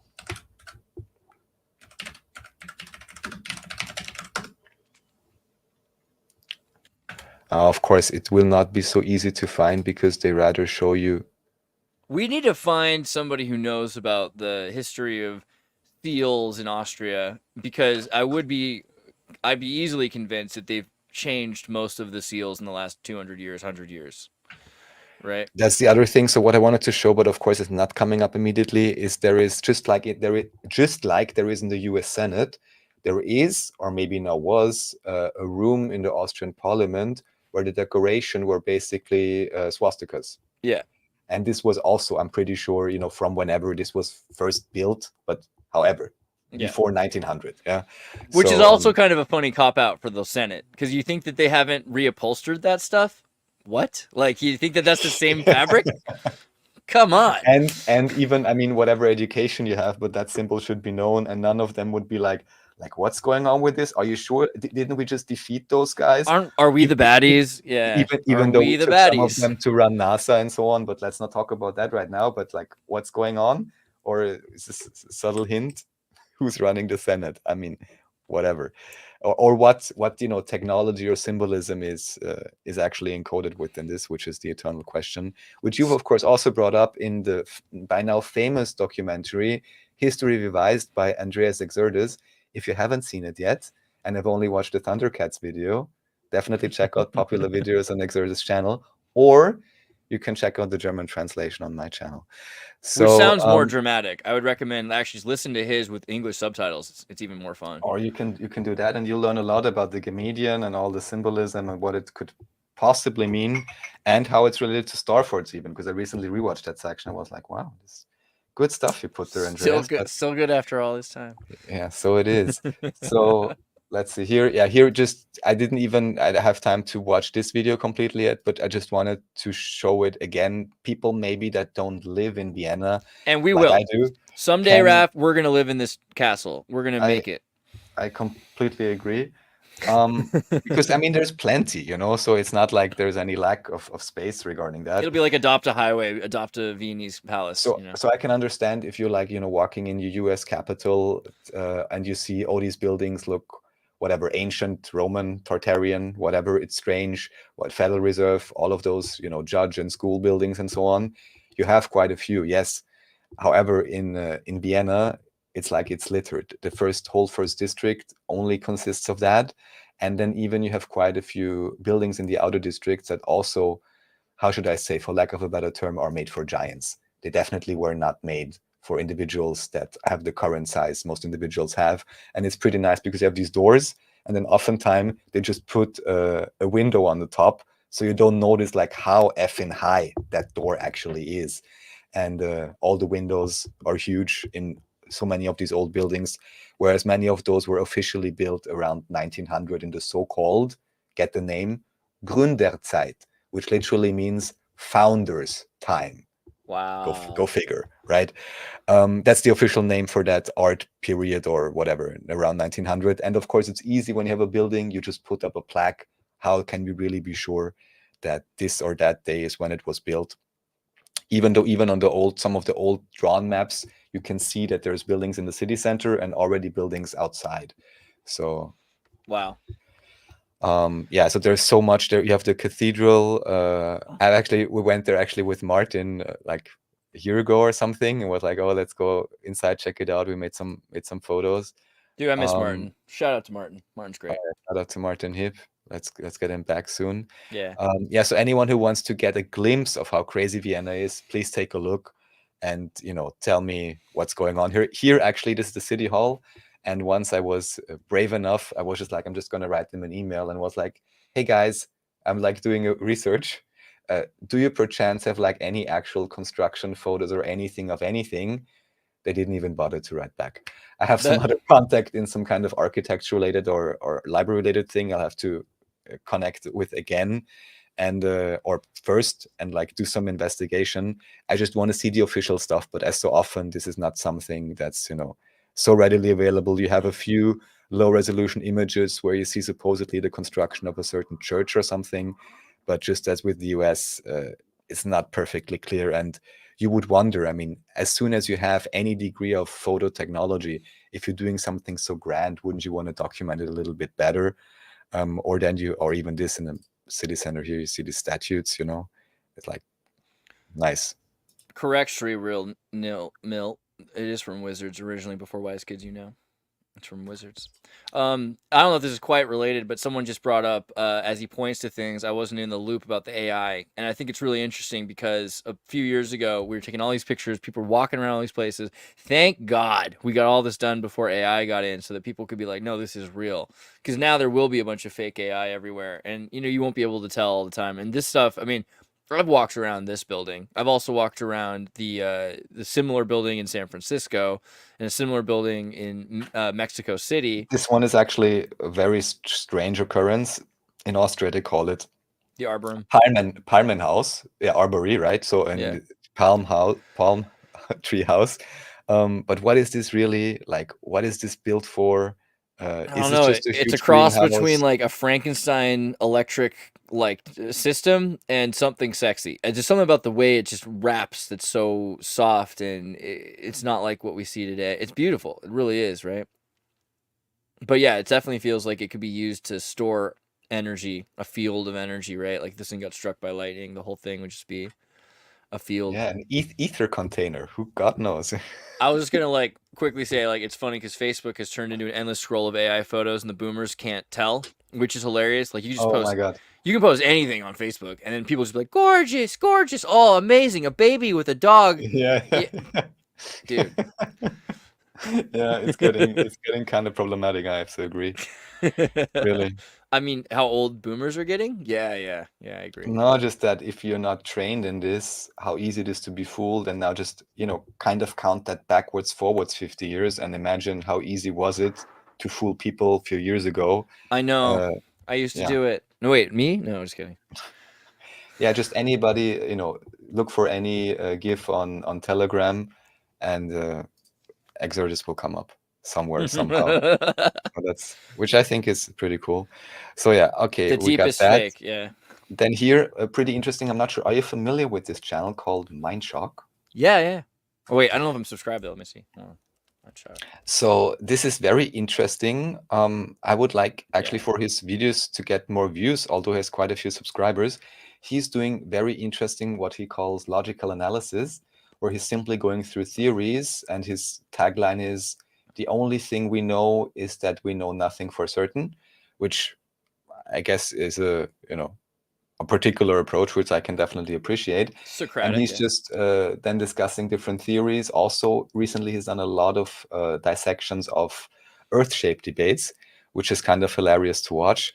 And it's kind of difficult, when are you biased or not, or in what direction. But it's definitely interesting the way he's explaining things, putting out theories, and for the main thing he's doing is pointing out logical fallacies. So when people are discussing things, just pointing out where it's clear there's a logical fallacy, false dichotomy, all these wonderful terms, which I'm not perfectly familiar with, but I've heard many of them. And yeah, also, maybe just show here, because there's been a few. Not sure saying, just imagine how the historical narrative could be modified with AI. Well, yeah, but I think as Raf just said, like, nothing new. I mean, the historical narrative has been modified with Photoshop, and before that with airbrushing, and before that with just shrewd news reporters that know each other in different cities that have trained telegram lines that can control a narrative. It's not any different. The only difference here is now you have technology that can tell you if something has been done by AI or it's been photoshopped, right? You can see the pixels been affected. So we're better off, not worse off. Yeah, well, as long as you can trust the supply of that particular plugin. Sure, you should always use a few things. Well, even then it doesn't work. So like if I take a photo of a photo and I put that photo up properly, like if I used film to take that photo, there are like proxies you can do to make it impossible to tell. But who needs truth? Yeah. So he's done a few things also on these debates, which is pretty interesting. And yeah, as I pointed out before, this whole Earth-shaped debate is going somewhere. Definitely check out that channel. And then let's see, there's just a few more things. So this I'm only posting, and I'm not qualifying this in any way, but just Didier Lacapelle, whom we've had on as well, just posted Constantine I, could it be Muhammad, the Prophet Muhammad, ? Yeah, so I'm just throwing that out there. I really still don't properly understand this whole Byzantine, whatever was supposed to happen or what it really was. Huge cover-up for sure. this is this is interesting. This is just a video, movie analysis. I almost couldn't watch it because it's so eerie. Yeah, but I tried to explain it. So like, someone got upset. They're like, "Oh, I should watch The City of Lost Children." I didn't know that Mindeville made a video about it. I was like, "Oh, that movie might be a little creepy for you." And they're like, "What does that mean?" And they got all upset. And I'm like, "I mean, it's creepy for me. It's a weird French movie about like kidnapped kids in like a dystopic underground freaking, like, it has that weird industrial city cage. Looks like Aliens 3 kind of a vibe. You know, like it's a dark movie, right? But yeah, it's pretty great. Not gonna lie. It reminds me of Aliens 3, but just like a fairy tale for kids. Yeah, I mean, It has almost all the same actors. I forget like how that works, but a lot of the same people from Alien and Aliens are in, and like Ron Perlman's in Alien Resurrection or whatever, right? The fourth one. So there's definitely a weird tie-in there with Alien to See Lost Children, which I did not see Mind and Veiled bring up. Yeah. Yeah. So there's just a few last things. Oh, eternal Right. copyright. Really quickly before we get there, I just want to say, breaking, Biden says he will consider dropping out of the race if a, quote, medical condition was diagnosed by, I mean, yeah, if it was a medical condition that my doctors told me I couldn't run, bruh. I still want to see Obama's partner to run. I think they're a little too old, you know, like until America is okay with the trans movement, they don't look like they did 15 years ago, 20 years ago. You know, like they don't have the pretty, and without like photoshopping the debate the entire time, it's going to be too obvious for people. So I feel like we're not quite there as a country. Also, Michelle Obama wants to live the rest of her life as a woman and have everyone accept that they're a woman. I think that's their historical goal, is that people treat them like a woman for the rest of their life. They don't want to have to come out as being the first trans president, you know, or like the first openly, God forbid, first openly trans president. Like that's something that they weren't trying to do. They were trying to show, look, I can just be a woman. People will accept that. I'm the most beautiful woman to a lot of people. Truth doesn't matter. So I don't see Michelle Obama. I still think like the Patrick Bateman, American Psycho, Gavin Newsom is the most likely thing. I could see Hillary or Michelle Obama being somehow involved as like the vice presidential candidate. But I see it also as a more powerful thing for them to control from the background, right? Because getting a retired guy to be the puppet while you're doing all the Mia Mulder video we saw one time where it was like, trans people are secretly ruling the world. What a stupid conspiracy. Secretly. Yeah, I mean, it's only kind of, I think the secret part is just that people want you to accept them for who they are, which is like, weirdly enough, not the part that bothers me. I get like it can be bothersome that people are lying to you about truth and you feel like that matters because you're into men's and women's sports teams. I don't know, but like that's actually a more absurd thing. But even here, I just want to point it out again, because with this point to even allow, I mean, now they're reverting it, but to even go to the point that they would really officially allow, what was it, a biologically born male to compete in female sports and win everything. I mean, you can only do that on a meta. What I want to say, you can only do that on a meta level if you want people to get upset. Because I can be the most staunchest feminist or even trans rights activist. Why would I want to advocate for that? I mean, that's okay. You want to hear a joke? Women's soccer, get it? I'm just saying, the idea that anyone cares is just a lie. I hate that. I think that it's actually, it's disingenuous, and it bothers me. A lot of people are like, oh, I really care about women's sports. No, you don't really care about women's sports. Stop lying. Yeah, it's not important. Of a trigger. It's stupid. It's a stupid trigger. Like the idea that you want anyone other than the best person competing is like saying you don't want to see explosions at NASCAR. You're a liar. You want to see violence in sports perpetuated by the biggest steroidal people you can. Don't lie to me. That's what sports are. It's ridiculous. And so for people to say that they want to see like, you know, moderately healthy women that are kind of functional playing a game for their entertainment, it's a freaking lie. It's a lie. It's a lie. And it bothers me. Like, don't lie to me that you care about women's sports. Stop. Like, beyond that, I don't care about women's sports. I would rather have trans in women's sports because it'd be more entertaining. Well, I guess that's what they. I mean, they didn't try it in this way. I wonder what happened there. I'm sure you know about the story with the East Germany, and they had all these women competing, and they gave them so many steroids that they started looking like men or whatever. So maybe they got it the other way around. What makes you laugh? I saw some of these comments right here. There's the F, there's an A, there's a few more letters that come after that. G, I'm just saying, I get it. I get you're saying, look, I want women to be able to play sports. I just don't care to watch. I don't care. I'm not going to pretend to. I support women being strong. I like women that are strong. I think women that are athletic are more attractive. Like, these are all true things about me, but I don't care about who's the strongest soccer player if it's not true, right? I want to see the strongest soccer player, and I'm not going to pretend that this is the strongest. It's kind of like pretending this is the tallest dwarf or the littlest giant or something like that. These are not interesting enough things to make a sensational media event. Why people are so interested in women's sports right now, literally because of this disruptive technology. So it just the whole thing just seems like we took something that no one was talking about. No one cared about women's sports except for to laugh at it.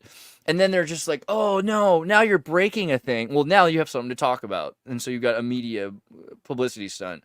But I mean, it's just, I don't know. That to me, like, what I want is just get rid of gendered sports except for fun. If you want to play soccer with your girlfriends, do it, but like, don't make it into like a branded thing, and then have steroid Olympics, have transgender universal sports, just have people that attack each other with like GoPro cameras and record it, because sports are to make up for the lack of war, right? And so the less war we have because of the more sports, I think that's a Bernaysian benefit to our society. So we should have these American Gladiator-like events. We should have all that. People should not be lied to. There shouldn't be so much dishonesty about what it is, but people love it, so let them have it, right? That's how I feel about that.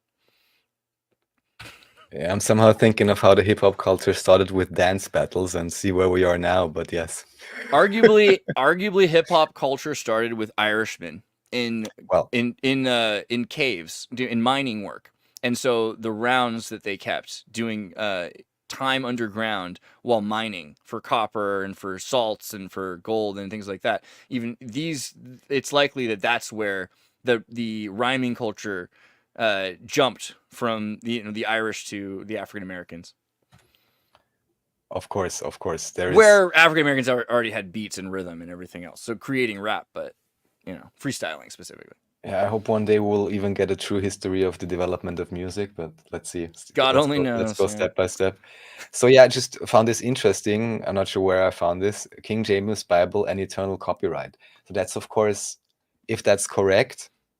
Let's even see, what did we even say about it here? Let's see. Thus we can't really reprint.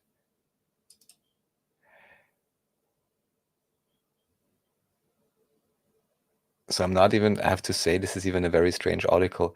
Michael Gove and the government are making a gift of the King James Bible to every school in the UK, but continue to restrict how we use it. The Crown has perpetual copyright on the King James Bible through letters patent originally issued to stop unofficial editions and then to protect the country from ranters, shakers, Quakers, nonconformity, and popery. Right.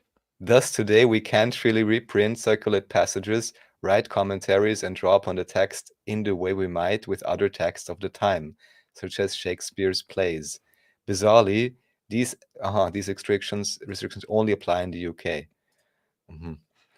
All right. Well, how would you enforce it outside the UK? And by the way, I don't know if it's the Crown or if it's the orphanage, but they also have the right eternally to Peter Pan, right? So there are weird copyright rules in England that don't make sense, but when you're the monarchy, you can enforce what you want. The Shakers were a problem because, they were a solution too. A lot of people were having kids after the Libertine period, not taking care of them. Kids were dying, going to orphanages. Shakers they were celibate. They would not have kids, but they would adopt kids, and they raised a lot of kids, and then they would raise those kids to be Shakers. They would go out and find other kids that needed to be taken care of, and then this was the whole Shaker Mandalorian. So what is this?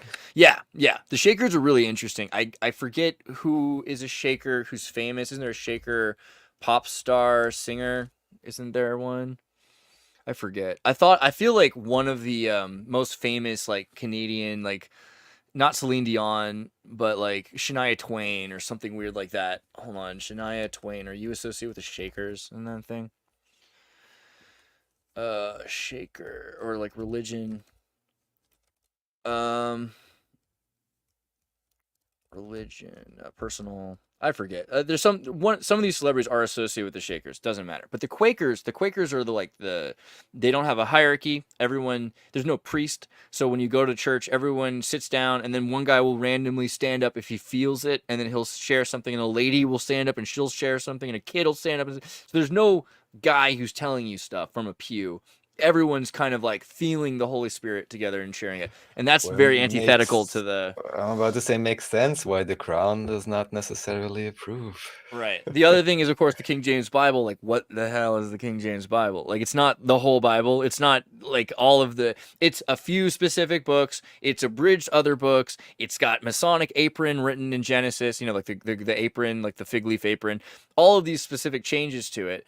And it's leaving out huge chunks of the Bible. And even today, Catholics have like 13 more books than the King James Bible does. So for them to say this is the Bible, that's where that comes from, right? Like you have Marcion saying this is canon.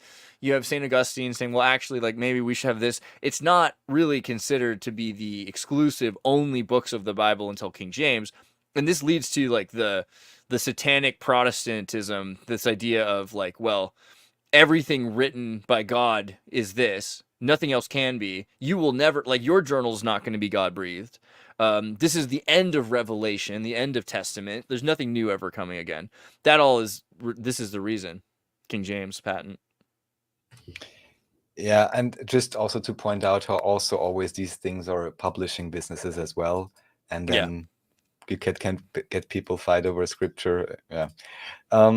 So here, I actually had found this video, I guess, when it was released, but I somehow forgot or didn't find it anymore. I have to rewatch this. But this is something interesting to check out because it is about Janus connections, basically. So the two-faced God. Mm-hmm. And what this could mean or relate to. Again, I have to rewatch it to refresh my memory of what exactly he's saying. But I guess he's the only guy who really made a deep dive into this particular archetype, let's say, and also tries to connect it with history and alternative history. So definitely worth checking out. Then this is apparently a classic movie that I'm not sure when. I think this was originally created. You can see this is still 360p or something. Wow. It puts forth some interesting ideas in relation to the royal family, what actually happened, and also quite interestingly throws up all this imagery. Whereas it looks as if Prince William is being, let's say, archetypically portrayed in certain ways. Archetypically groomed, yeah. And here it exactly, yeah. So, and this here it's pretty well summarized, and even includes some information about the Denver airport. But I think there's more on this. So this is definitely interesting to watch. Anyone who wants some background here, old, but at least 1 million views. So. Yes, that's not too shabby. Okay, this is more Mind Shock. Let's see. There is also something somewhere about Denver Airport. Maybe this comes up a little bit later. Have you already seen this movie, Joe Rogan Iceberg? No. So that's... I have been iceberging Joe Rogan really hard this week by watching News Radio, right? About his first TV show. Oh, no, I don't know about that. So I've been watching every episode of News Radio, and I did it for Phil Hartman. I don't really care about Joe Rogan that much. But Phil Hartman, who is like, I love Phil Hartman, dude.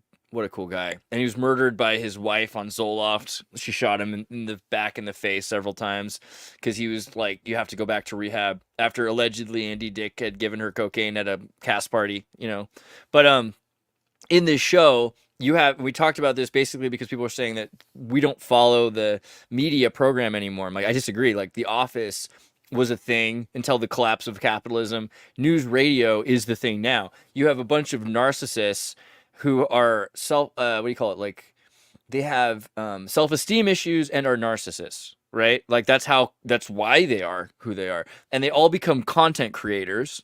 At the time we call these radio hosts, but they're content creators, right?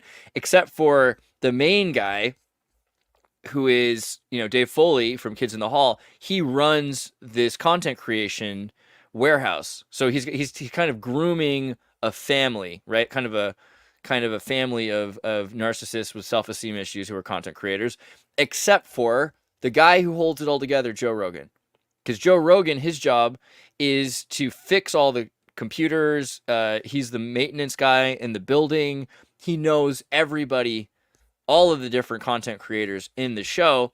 He's really good at radio. He just doesn't do it. And he spends the whole time talking about conspiracy theories. The whole show, 1992 or whatever it is on, is just him telling people about the Trilateral Commission, or about fluoride, or about the Freemasons. At one point he goes to court and he uses a secret Freemason word, which makes the judge have to get them off instantly, right? This is his character throughout the thing, is he knows all the secrets about conspiracies, right? And then he'll end up being in charge of this world because he's the least narcissistic. He's the dumb Italian, so he's humble, right? The Joey character, right? This is how people were introduced to Joe Rogan before Fear Factor. I think I had known about Fear Factor. I hadn't known about that story. So yeah, and that's not even on that iceberg video. So thank you, Andreas. It's weird. No one ever gets to the bottom of the Titanic when they do these icebergs, and I'm sitting there just every now in my dream. It's hard. I'm waiting for y'all. But wait, what is this about though? Come on. For real. Oh no, yeah. There's, one thing which I like, which is included, is the idea that he's reverted his positions on the moon landing, for example, or he seems to, yeah, why, right? Things. He says he reverts his moon landing position because he did a sci-fi TV show, and it's actually again, he's got good reasons for everything. I'm not saying it's true or false. I'm just saying if I had done a sci-fi ghost show or something like that, it would ruin. Almost definitely ruin for me. If I did a mainstream Tartaria Vice kind of thing that was all about Tartaria, and I had to talk to all of these YouTubers that are that are not tucking in their shirts, let's put it that way. Because if you don't tuck in your shirt, it says something about you, doesn't it? And so these people that are all making it look dumb and bad, that eventually killed Joe Rogan's belief in aliens, is his official story. Not that because he's so close to the elite, now he knows what's really going on. Oh, and not strangely because maybe he only invited, not maybe the best speakers on particular topics. That's respectively. 100% what happens on TV, because you don't need the best speakers. You need the most entertaining idiots, right? Of course, yeah. No, that's generally a problem I see everywhere with any, high-profile YouTube video or whatever. That it's never really about. One thing Joe Rogan said about it that was really true, though, is he said, dealing with a lot of these people that believe in stuff, if you size them up. Oh, here, actually, you have it here. Yeah. Is this the clip I'm talking about? Yeah. What made you switch from being a denier to okay. Crazy if we didn't? Yeah, let's put this is my take on it. Put the audio onto it, maybe. Or we could just read it. That's fine. A lot of compelling documentaries try to explain things. They think it was hoax, and I'll show you some footage that you can look at. Some of the footage that looks fake. There's some footage that to me looks really doctored. To this day, I don't really think that I know whether or not we went to the moon. But I'm telling you that if we wanted a juicy conspiracy get excited about, I've looked at the best ones to get excited about.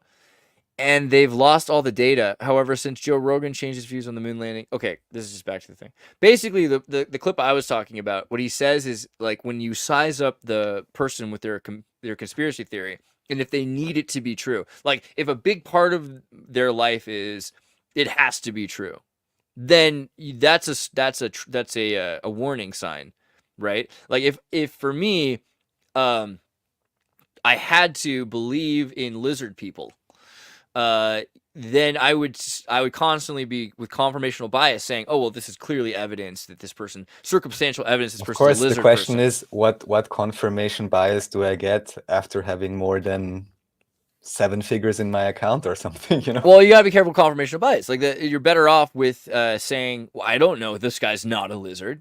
you can't prove to me that this guy's not a, like with Asmongold when they say like, well, how many continents are there? It's like, well, nobody knows. Don't pretend like they do. Even if you think that the world is round or flat, you don't have all the evidence. NASA won't give you all the evidence. And who's to say that you're sure and confident that they do have all the evidence? It's not something that you can. And these are like the politics thing where you're like, oh, well, I have so much control over what's going to happen in my life. Obviously, you don't. And so pretending like you know more than you do is useless. Whereas Joe Rogan is pushed with knowing more and more and more, and it's affecting whether or not he's going to tell you what he actually believes.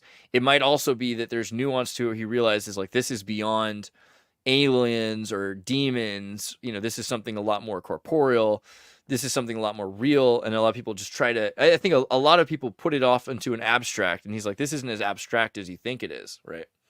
What exactly isn't as abstract? Like this idea of an ambiguous conspiracy isn't really necessary. It's easy enough just to have hiding the truth from people because of failure and ineptitude. It doesn't necessarily need to be that there's like an ice wall civilization. There could be, but there's not evidence either way that really pushes that. Wait. Now that you're saying that, because I wasn't about to bring this up because it didn't make the cut, but now I will. Well, now you're gonna. So now we're here and we can talk about that, and you can try to defend this. Okay, Hanlon's razor. Good call. Good call. You know about this already? Yeah, well, you're going to have to make it bigger. Can you make it as big as possible? That's pretty good there. Okay, the adage or rule of thumb that you should never attribute malice to that which is adequately explained by stupidity. This is something that Paranoid American was talking about yesterday, especially.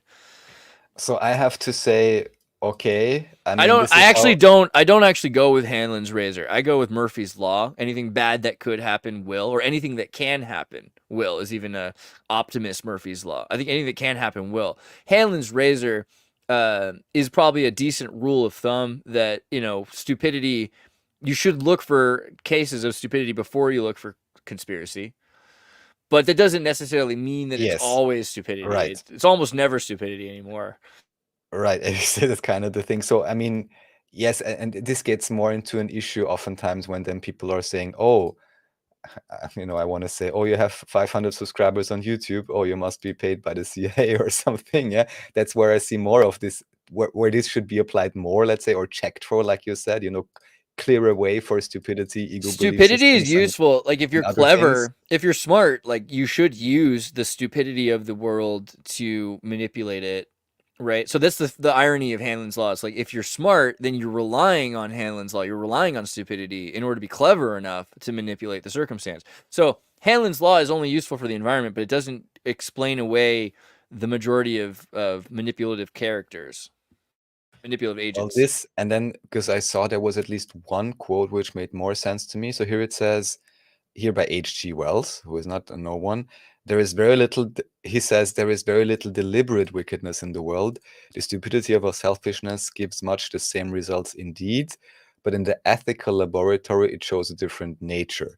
I mean, all right, here we have to ask the question, what is stupidity of our selfishness? How much does that even relate to wickedness potentially? Yeah. Right. And then to what extent is it deliberate? But there was one thing. This is a very Wittgensteinian argument, because this is the kind of argument that's saying that wickedness is the absence of good, not that wickedness is its own concerted effort. And I think that's a major reason why this isn't true, because wickedness is not just the absence of good. Also with stupidity, stupidity just means want of intelligence or having a dullness to your apprehension of a subject, right? So stupidity isn't necessarily the issue. I think pride and arrogance is a better word probably. With arrogance, you might think, if you think you know, that's a dulled apprehension. If you think you know, you've got a dulled apprehension. That's what we talked about earlier, Socrates. This idea that all you can know is that you firmly cannot know anything truly, right? So as long as you know that, then you're not being too stupid. But most people become stupid through arrogance, where they're like, I'm sure this is right. And arrogance, I mean, that's the biblical archetype of Satan. Satan is believing they are more right than God, right? And so being more right than God means like, I have a better way of doing things. And so it's not correct to say it's just the absence of good. It's a whole other plan. So here to continue, and this was the one that made most sense to me from that page. I don't know who Douglas W. Hubbard is. It's probably related to L. Ron Hubbard, no? It's a cute name, though. Let's see. But anyway, so, oh wait, what it says? Risk Looks management. like he was a okay. managerial science, managerial theorist. But he says a clumsier but more accurate corollary: never attribute to malice or stupidity that which can be explained by moderately rational individuals following incentives in a complex system. Perfect. And this is a lot more interesting and accurate, I think. Don't you agree? Yeah, I love that one. Yeah, that's perfect. Because Never you can attribute to be malice or stupidity that which can be explained by moderately rational individuals following incentives in a complex Because system. I would say even much of the management class, politicians or whatever, are moderately rational, maybe somewhat traumatized, but who isn't? And then they're following incentives, and they certainly are in a complex system. And that's also how you get to the whole, need to know, and not everyone needs to understand the whole plan. They just want to get their money, just like with whatever the lockdowns in Austria, there was a big deal because certain companies, they got all the money and everyone else went bankrupt. And now also those companies going bankrupt because they were broken in the first place. But, friends and family, they got their share for sure. And of course, then they wouldn't necessarily speak up against a lockdown or whatever, because that's what gave the excuse for their excessive funding. Just to give a very simple real life official example, where in Austria now they're going to make a big investigation and so on. I mean, it's all a joke. But yeah, I think this is the best from that page. So, okay.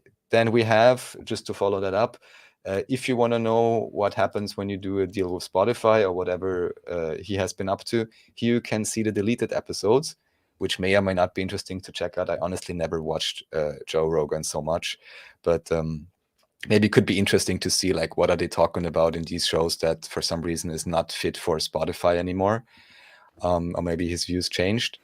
And then here, yes, the last 2 months, Joe Rogan's channel unprivated a bunch of his older videos on YouTube.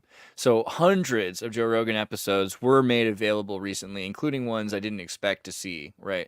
And made available on YouTube, which is like before the election, a way to make sure people see them, right? Because not everyone was going to Spotify. So there is something going on with that. Oh, yeah. And then here it's also Black Sheep Researcher, really well done on Denver Airport investigation. Of course, Denver Airport, I guess, is known, all the strange symbolism, whatever it is. I think I actually watched a different video, but okay. Anyhow, worth checking into, and also kind of fun that, as you know, of course, by now, even here you can see it, they literally make advertisement joking about it, even though even just here, I mean, where in the world do you make such a blue horse? And in the official story, I didn't even notice. I picked it up again recently. Officially, apparently, the artist was killed when the thing fell over. Yeah. I mean, I'm sorry, but yeah, it doesn't remind you of any. I'm sorry too. Like you put that much effort into a piece of art and then they sacrifice you. It's like, should have seen that coming. What? Okay.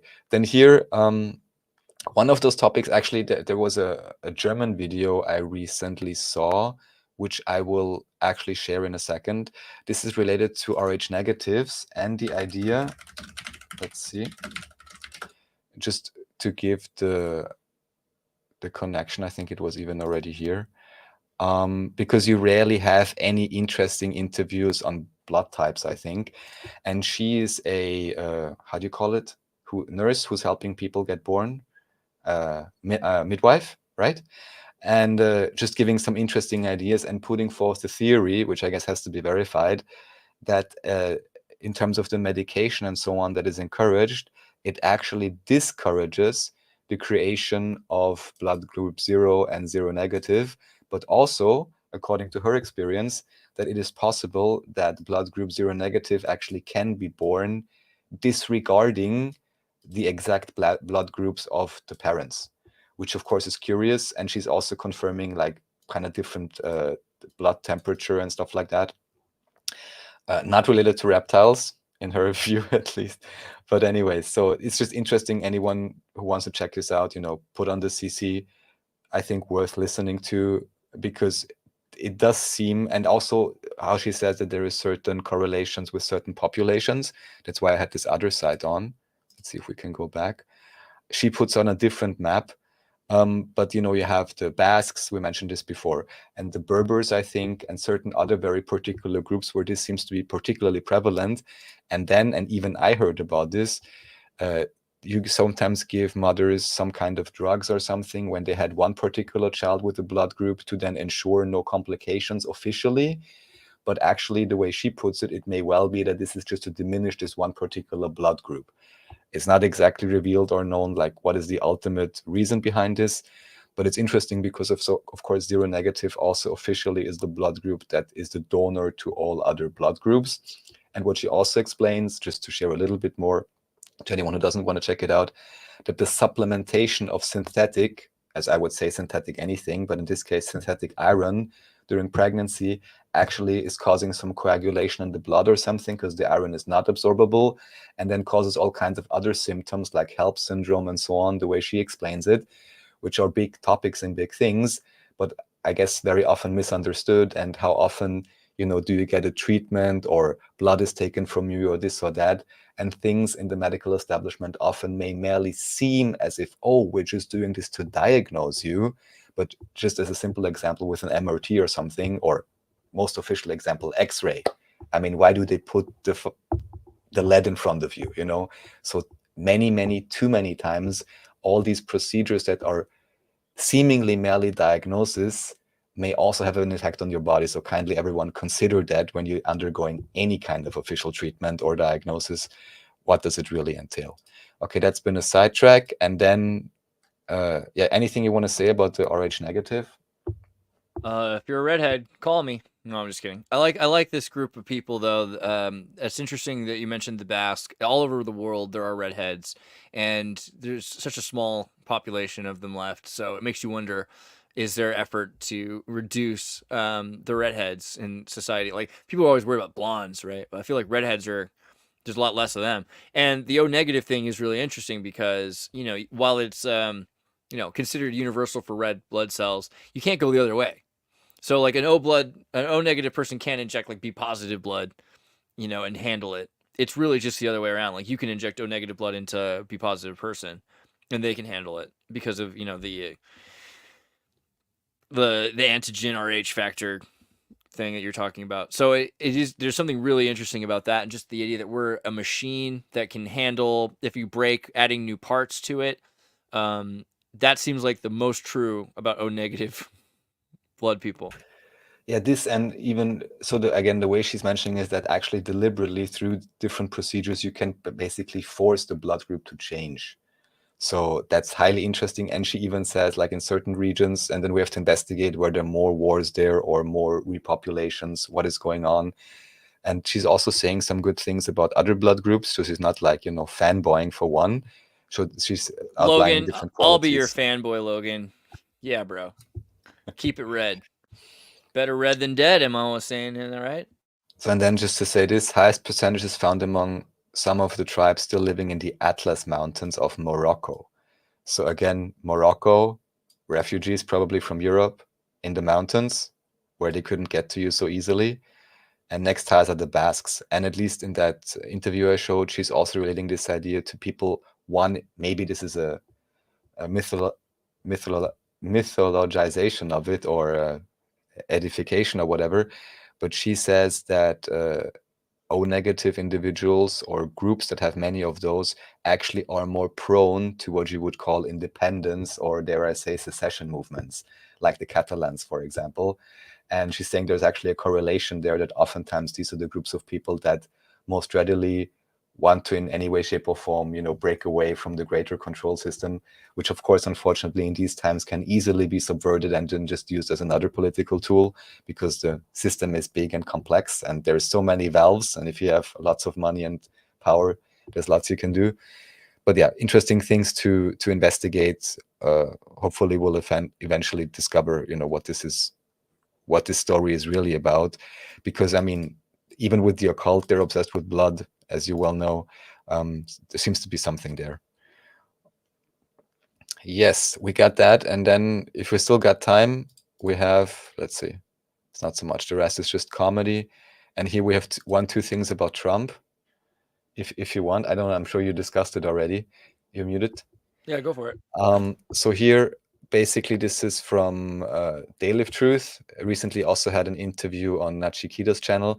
I'm not so involved in all the, who likes who or not, and not, how should I say, overly interested in that. But here, this is definitely really good research, I think, or interesting, because it basically shows a particular anomaly where you have, as you can see here, this photographer in the perfect position to here run up and do the shot, which you've all, I guess the entire world has seen by now. And however, what's very interesting, of course, he's also going through the numbers, 88, 22. Hey, hold that frame for a second. Yes. You see that lady there with the black hat and the phone? Oh, yeah. Please don't mention her. Right. Well, okay. She's. Just make sure you saw the video, because she smirks, pulls out her phone as it's happening, and she's prepared and records the whole thing. She gets it. She gets the whole recording, and she's not ducking down or anything like that. It's pretty nuts. Like, she's not afraid. You guys see her face. But okay. Something weird about that lady. Yeah, anyhow, it has been commented that the individuals behind acting in strange way, there's also some kind of hydraulic pipe that's exploding. And you saw or something. What do you think about the JFK Jr.? Oh, that he's in the audience or what? Yeah. Have you not noticed that? Right. No. He's standing there the whole. Rewind a little bit, or go forward a little bit. Go forward a little bit. Actually, just go forward. Well, anyway, he's right there. You can see there. Stop. Right under the word moments. Right under the word moments. You see him. He's wearing a fedora, but you can't see the hat because the word moments. 1 second. Which here? Left. That guy there. That's him.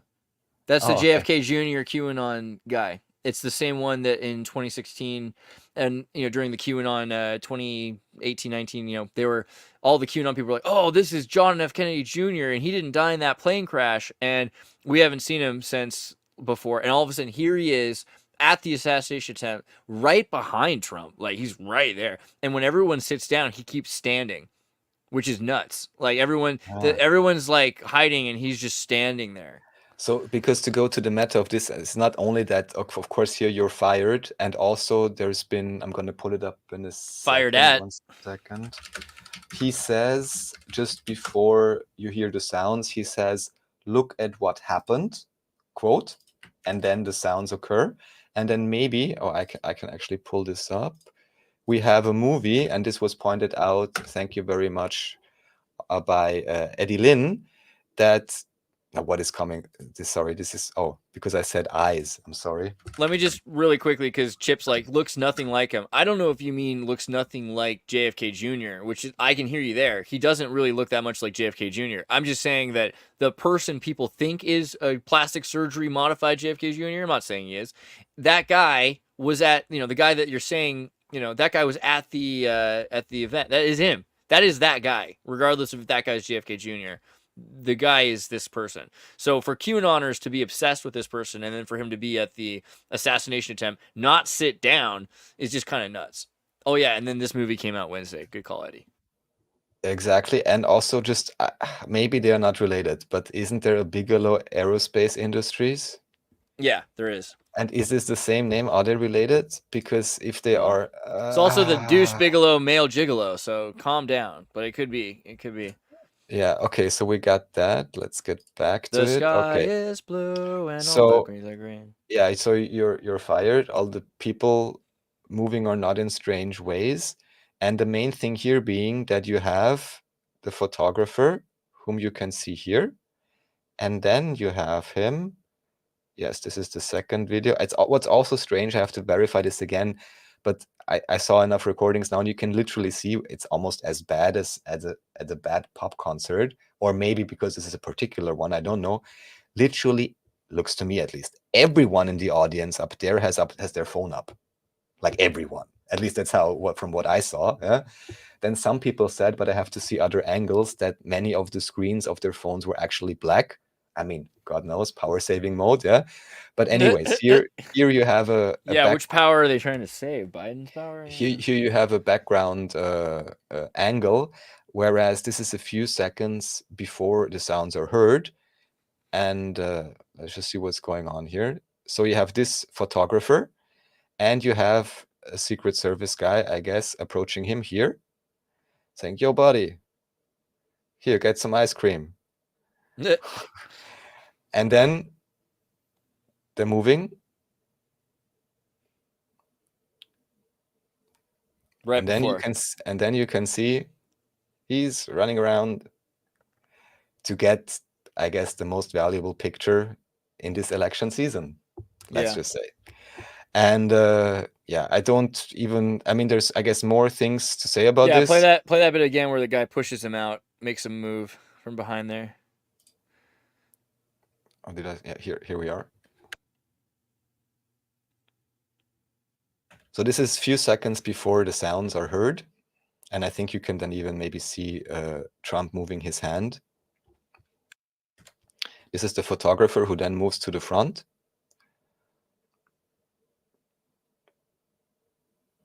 And now you can see what seems to be an agent being like, "Yo, buddy, you guys have to go over here. Roll out." But then again, they are right in front of the...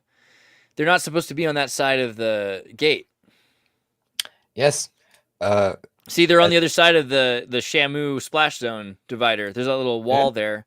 And he's telling these guys, hey, you're not supposed to be on that side of the wall divider. You got to be on the other side of the wall divider somewhere else. Yeah. Yes. And you have to be not scared at all if you hear sounds. And just know that, I mean, the most important thing is, I don't know, money in life is money or something. Time is money.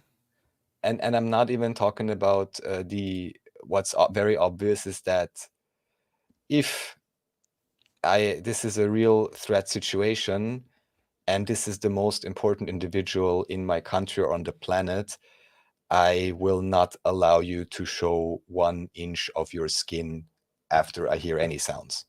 And I'm not even talking about the other things. I'm sure you talked about the guy on the roof and people screaming about it and so on. What I have to say I was a little bit confused by is that very soon you had this, red hat, I guess Trump supporter or not, guy who was giving an interview to the BBC of all places, which is of course not suspicious at all, but he seemed legit enough, at least from the way he talked, in my very basic intuitive understanding. And he said, "Hey guys, we've been telling him," and so on, and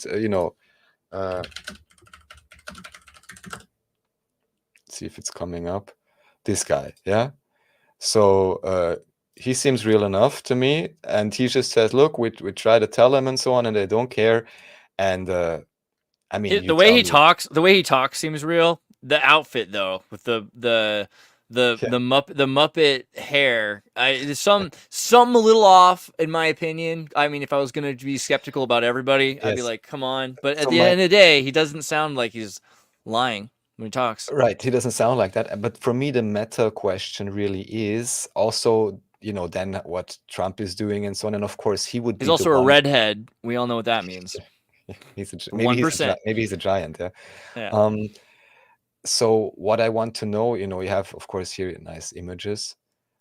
All the gingers are coming to his defense. Like, no, that's just real hair. You don't understand. So many strange things, like, as what I think is really bad now, actually, people making fun of the women there and be like, "Oh, actually, she was based. That's not the lunch lady. That lady's fine. I mean, don't get me wrong. I think there were some legitimate people here. I don't think all the Secret Service are out to kill Trump, especially like the dude with his hand up right now and the guy with the sunglasses on right now. There's a few guys who were like 40 yards away and they all have to rush. And by the time it's over, they're there. And I get the feeling that they were kept distant because they were the most likely to die saving the president. And the people that they, either there might have been some people that didn't even know they were like chosen because they were incompetent.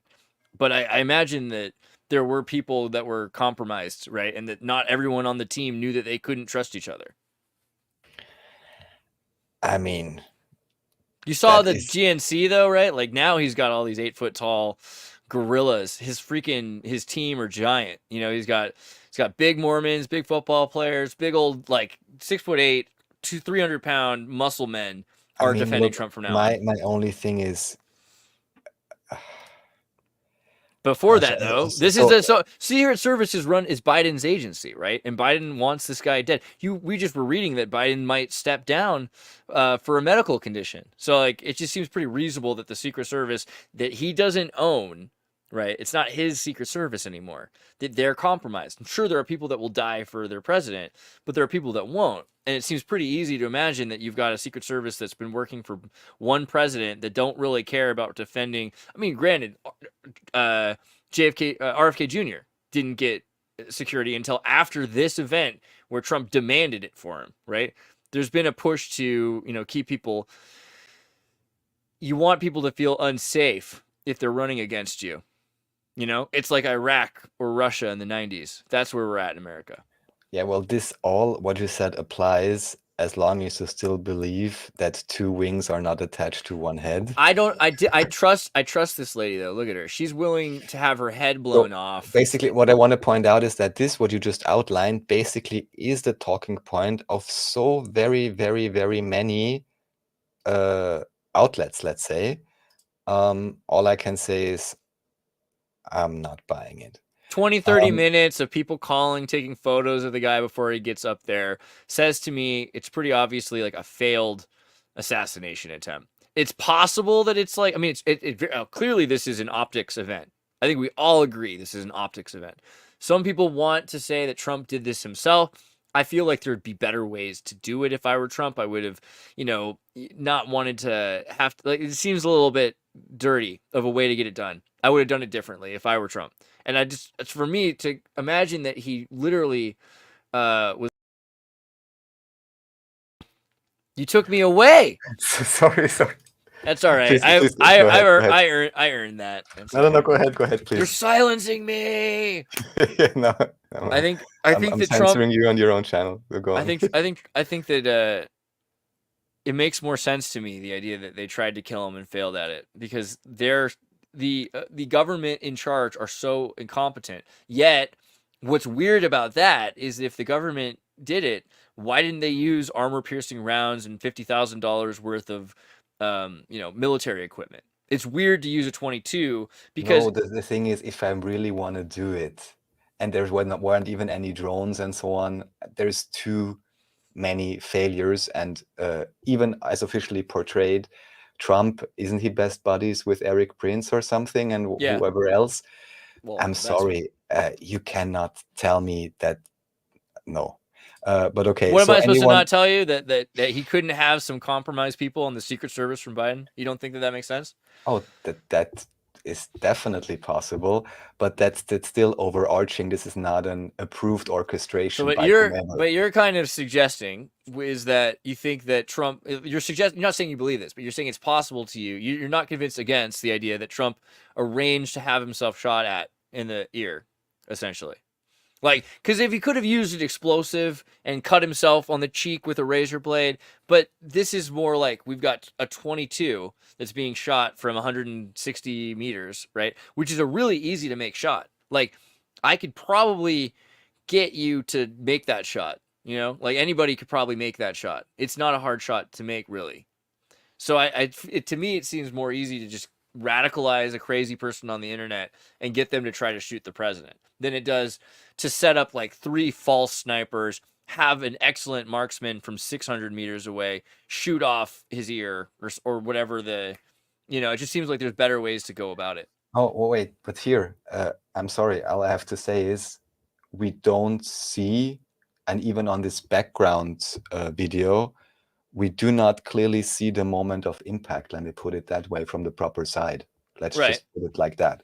So here, if I cannot, what can I be for certain? And even here, we would have to investigate what do we see exactly. Yeah, but all I see is him putting up his hand, and we cannot see what's happening on this side.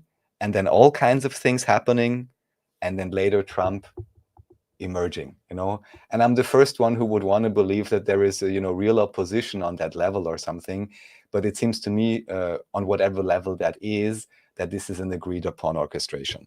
That is my current perspective. I mean, arguably that's a better Occam's razor than and also God what I have to say, it doesn't him. necessarily mean that Trump knew about it or not. Here I could only speculate, However, even here, I would have to say, if I really believe I'm under the attack from the deep state, yes, then do I really believe that they will only come up with this one guy and that's all they got? This is also a little bit naive, I would say. It definitely don't we have, guarantees him. Yeah, it's let me best put up friends. something completely different. What about drones? Supposedly there were no drones there. Yeah. But isn't there, I have seen this demonstration from a few years ago, weapons conference or whatever, and they show you, look, we have this tiny drone. It's like a fly, and it has a tiny payload, and it just can come and zoom up from anywhere, and basically, The idea that they didn't have drones. I mean, I don't think anyone's arguing that this was an accident. I think everybody knows that this was intentional. It's the question of whether or not Trump was in on it because it's so crazy beneficial to him. It's like, well, come on, you had to be in on this because your whole career, your whole life, now you're going to be president again and God emperor because of this. So it's how could it not be that you planned it? But I'm worried of saying that. It's such a conspiracy theory to say everything is planned. I think that you can look at a lot of people that wanted him dead, and it makes more sense to me than that he would set it up that way. There's a lot of better ways he could have set up. There's a lot of better ways. Let's say, which I definitely do not want harm to anyone, but let's assume there is a party with considerable resources that has the intent of harming an individual or high-profile individual. Is this how you go about it? No, that's what I'm saying. You would have armor-piercing rounds. You would have done it from 600, 800 meters. It would have been, a professional. You would have also had this kid close by so that you could say, look, we found the guy. But there would have been another sniper at the water tower or something. There's a prime location at the water tower that they could have been. There's a lot of other places that would have been, if you're a good shot, you could have gotten it. And so, especially if you're a good shot, well, then that changes everything. Then you've got a kid who is the patsy, while over here you have a guy shooting that knows how to do it. And it's possible, but that doesn't seem like Occam's razor to me. Like having a minor explosive, having a micro explosive that releases red corn syrup out of your ear, all these kind of prosthetic things, they're way more complicated than it sounds. It's possible, but I know Trump is kind of an actor and he's done, the world wrestling things and stuff like that, but it Heaven feels alone at home. It's not my gut feeling. I'm not saying my gut's right, but like my gut feeling is more, I don't know. I hear a lot of people around me though, that are just like, even people who loved Trump up to this point, who were QAnoners and everything like that, they're seeing it and they're saying, come on, this has got to be staged. The problem is it doesn't mean that he staged it just because it was definitely staged. Right. Oh, again, that's also correct. Yeah. And if anybody, would be so crazy as to make such a move like that, okay, I can believe it. But also I have to say it's a little bit too convenient. And if you shouldn't just have one shooter, you have to have 3 shooters. Also this, and if there is a real threat, and if I am startled by the event, even if I want to be the big shot and, oh, I'm the big guy, I'm so cool. And the flag. Will you really risk it? Because for this, you risk everything. If there's another shooter or something that someone didn't see, if they are so incompetent or compromised or whatever, or there's someone, whatever else, and to really be 100% sure there is no threat and to risk this, or we could say, oh, don't worry, it was just his double. Maybe that's what's going to come up next. Yeah. The QAnon conspiracy is that this is the timeline where Trump didn't die. And that is an appealing fantasy because the idea that in the multiverse of scenarios, Trump died 1,000 different times. Look, is this the same actor from this movie? No. Costner and Whitney? I don't know. I didn't. This is just racism. This is just like all white people look alike, and they do. But this image is nice, no? Because I also thought there's 100%. There's no question that this was meant to happen. There was not only that, it's a better picture. Because it's a better picture than the original, because the flag is upside down, which says that we're dealing with, the country's under a crisis. Right? Also, just as we're on it, and maybe some things that haven't been brought up yet, apparently also AJ said that, I'm telling you, if the shooting doesn't work, they're gonna do poisoning and car bombs. Yeah. And so basically as if AJ is kind of predicting it, just as he accurately predicted 9/11 as far as I remember. And of course you have this pastor who said 3 months earlier, then you have this movie, Thine Ears Shall Bleed, released 4 days earlier. Whoever can believe that is a coincidence. Of course, here, as I understand, it's not exactly clear who is who. Is it the same guy or not? But you have this potential strange BlackRock commercial connection. Let's see if there's something else here. You have this Hey, look, supposed... go back to that picture of Pac-Man. Oh yeah, Pac-Man. Oh yeah. Yeah, look at that. So I mean, you got the bleachers where he's sitting. You got the where the mouth is where the roof is. But there's also that water tower, and you can see the tree in between it.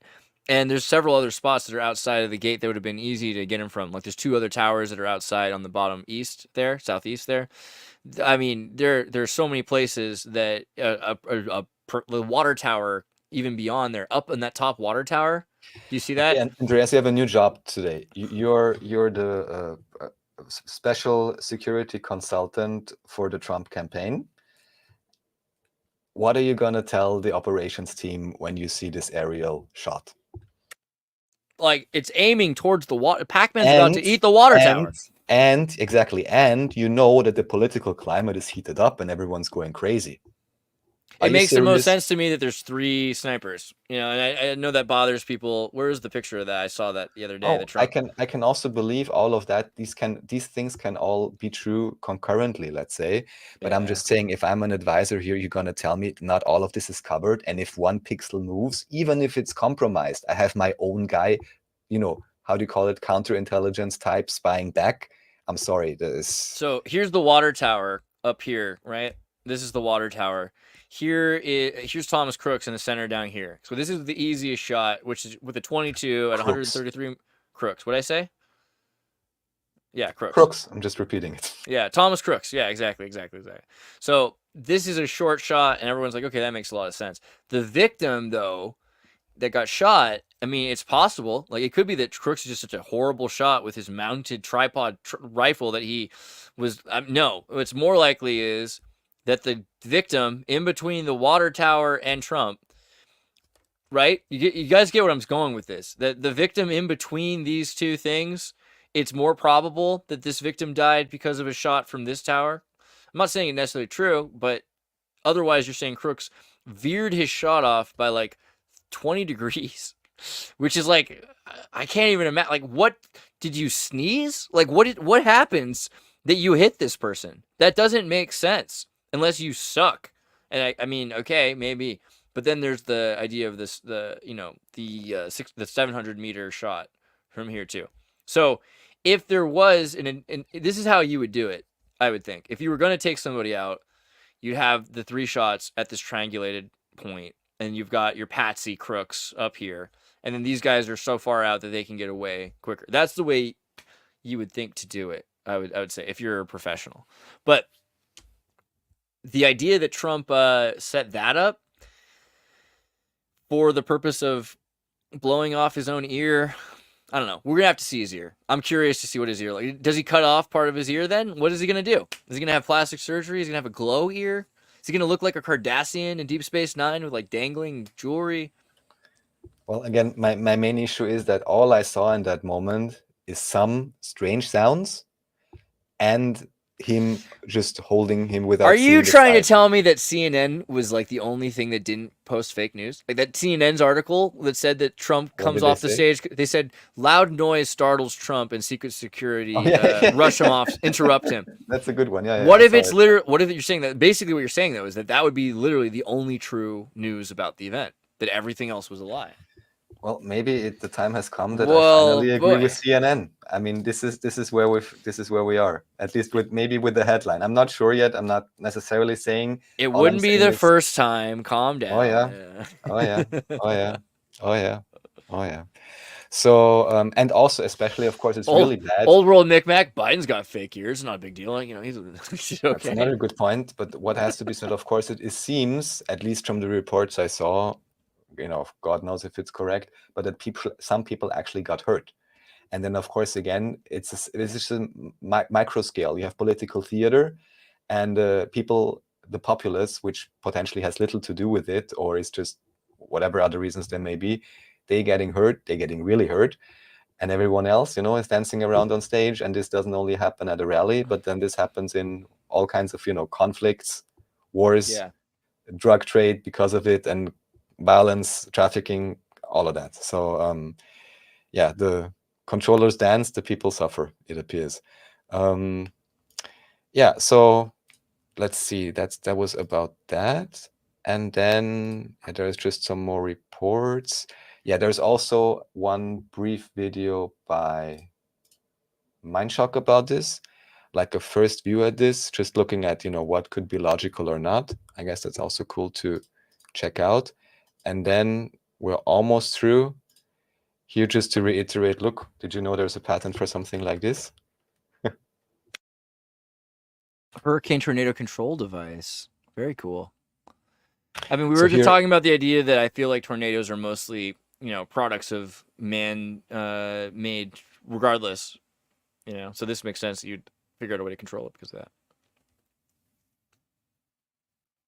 Yeah, exactly. That's pointed out also because there's this whole question with, what is a Doppler radar doing exactly, and how exactly is it changing the atmosphere, if you use them in a certain way. Also, apparently, there's not only HARP, but there's all kinds of other systems which are lesser well known that can affect the atmosphere. So yeah, makes you wonder about all those insurance claims. And then here, just to point out it exists, this is from Wilhelm Reich from back then, talking about modern techniques for the abatement of desertification. Here we had on Majid Abdelaziz's weather making machine, a Neuropa show, where we have someone in the modern times using these type of techniques to allow for plants to grow in desert areas, for example. Here, just I don't know why I'm putting it out again. Please, everyone, if you're interested in health at all, or diet or nutrition, watch this. Here you can see what happens if you have 30 people, put them in a stress-free environment, and give them really high-quality raw food for 30 days.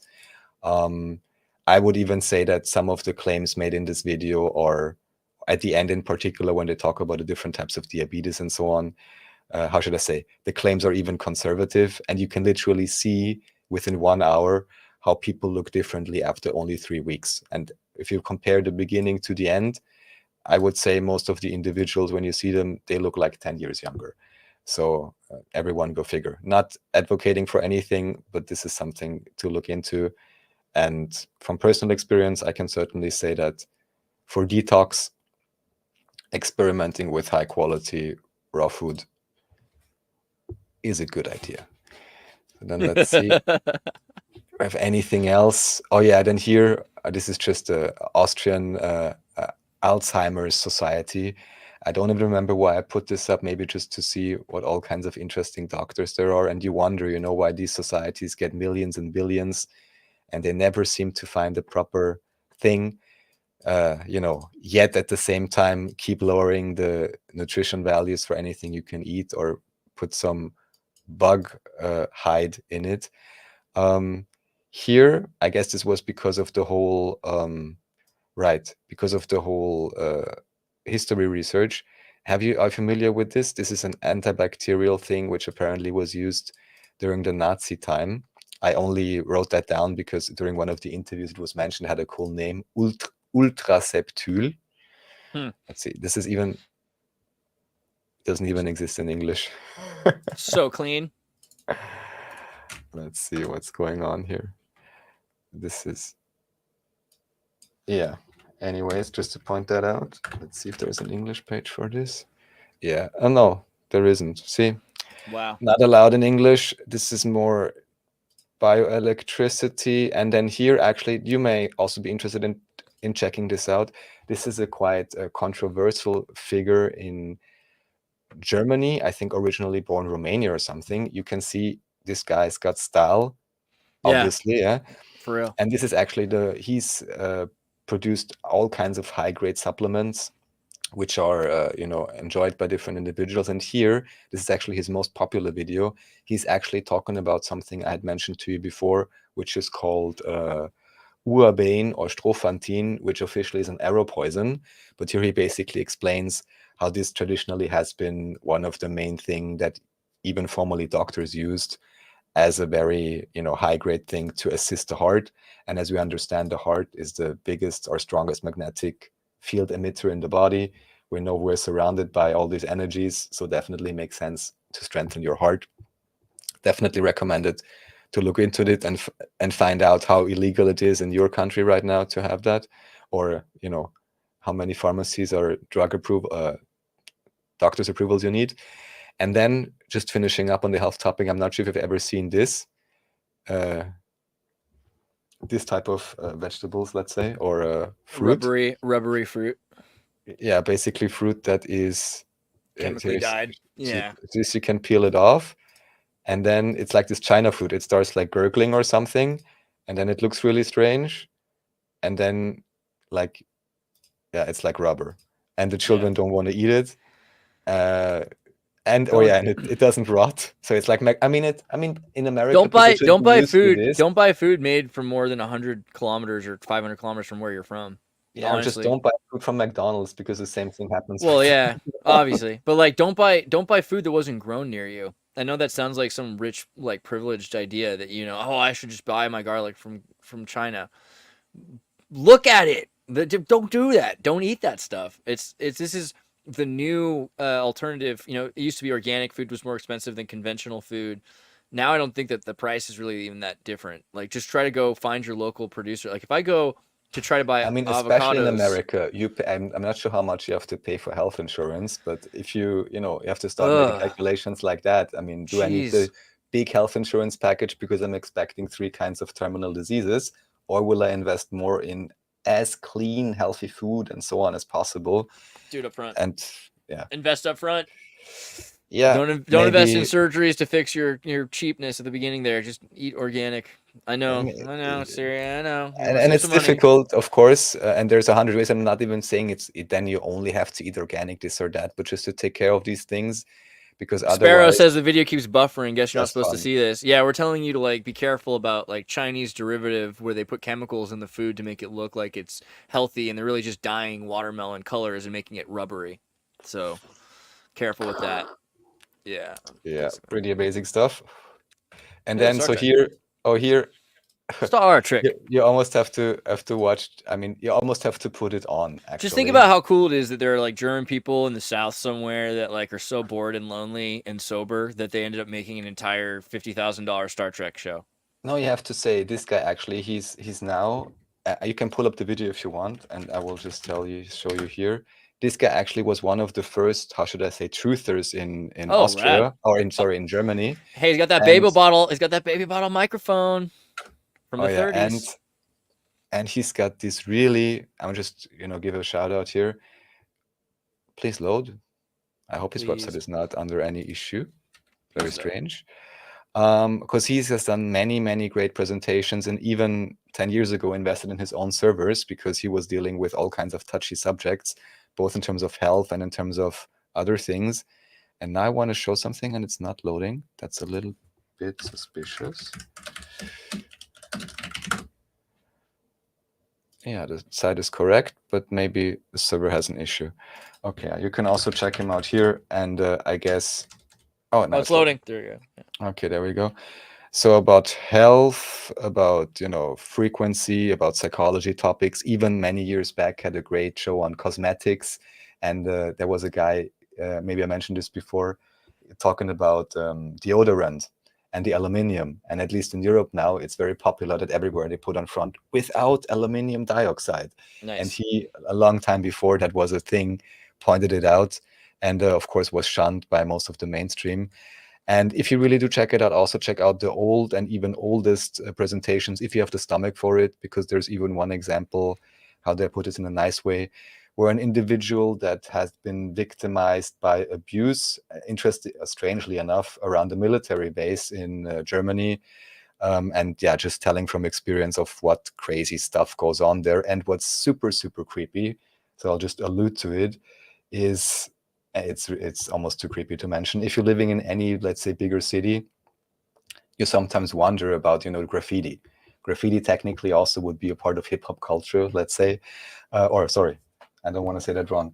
Breakdance, beatbox, emceeing, DJing. No, so it's like a more further aspect maybe. Artistic, certainly. There's many great murals. There's some famous artists. People still wonder who Banksy is. But quite oftentimes you have these very strange looking tags. And if you go again on this website, check out the old videos, this is only in German, I guess. Maybe someone translated or something. You get a different explanation for these tags, and you almost don't want to know. So I'll leave it at that. And not maybe to end it on a super dark note. Let's see. Always, if you want something more fun, go watch Mac Bitter Truth, dropping a lot of interesting ideas, but in a way that's quite comedic and fun, I would say.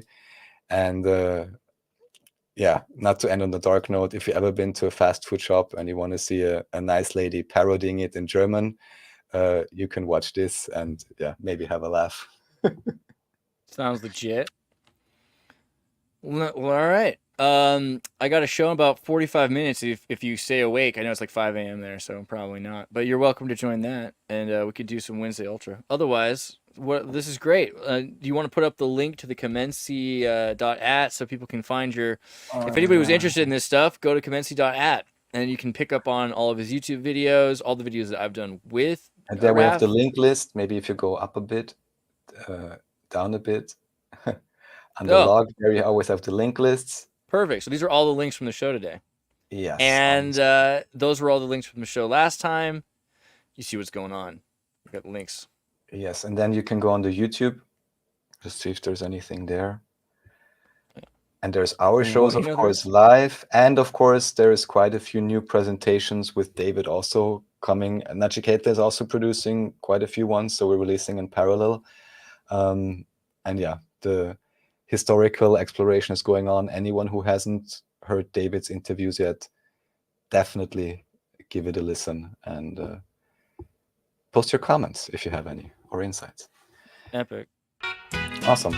Well, thank you, Andreas. And thanks everyone for watching. We can't hear the music yet. Now it's it. He juggled a banana, but he just couldn't get it right. Second monkey was a jumper, bouncing high and low, but he missed the final leap. See you guys next time. Oh no! But the third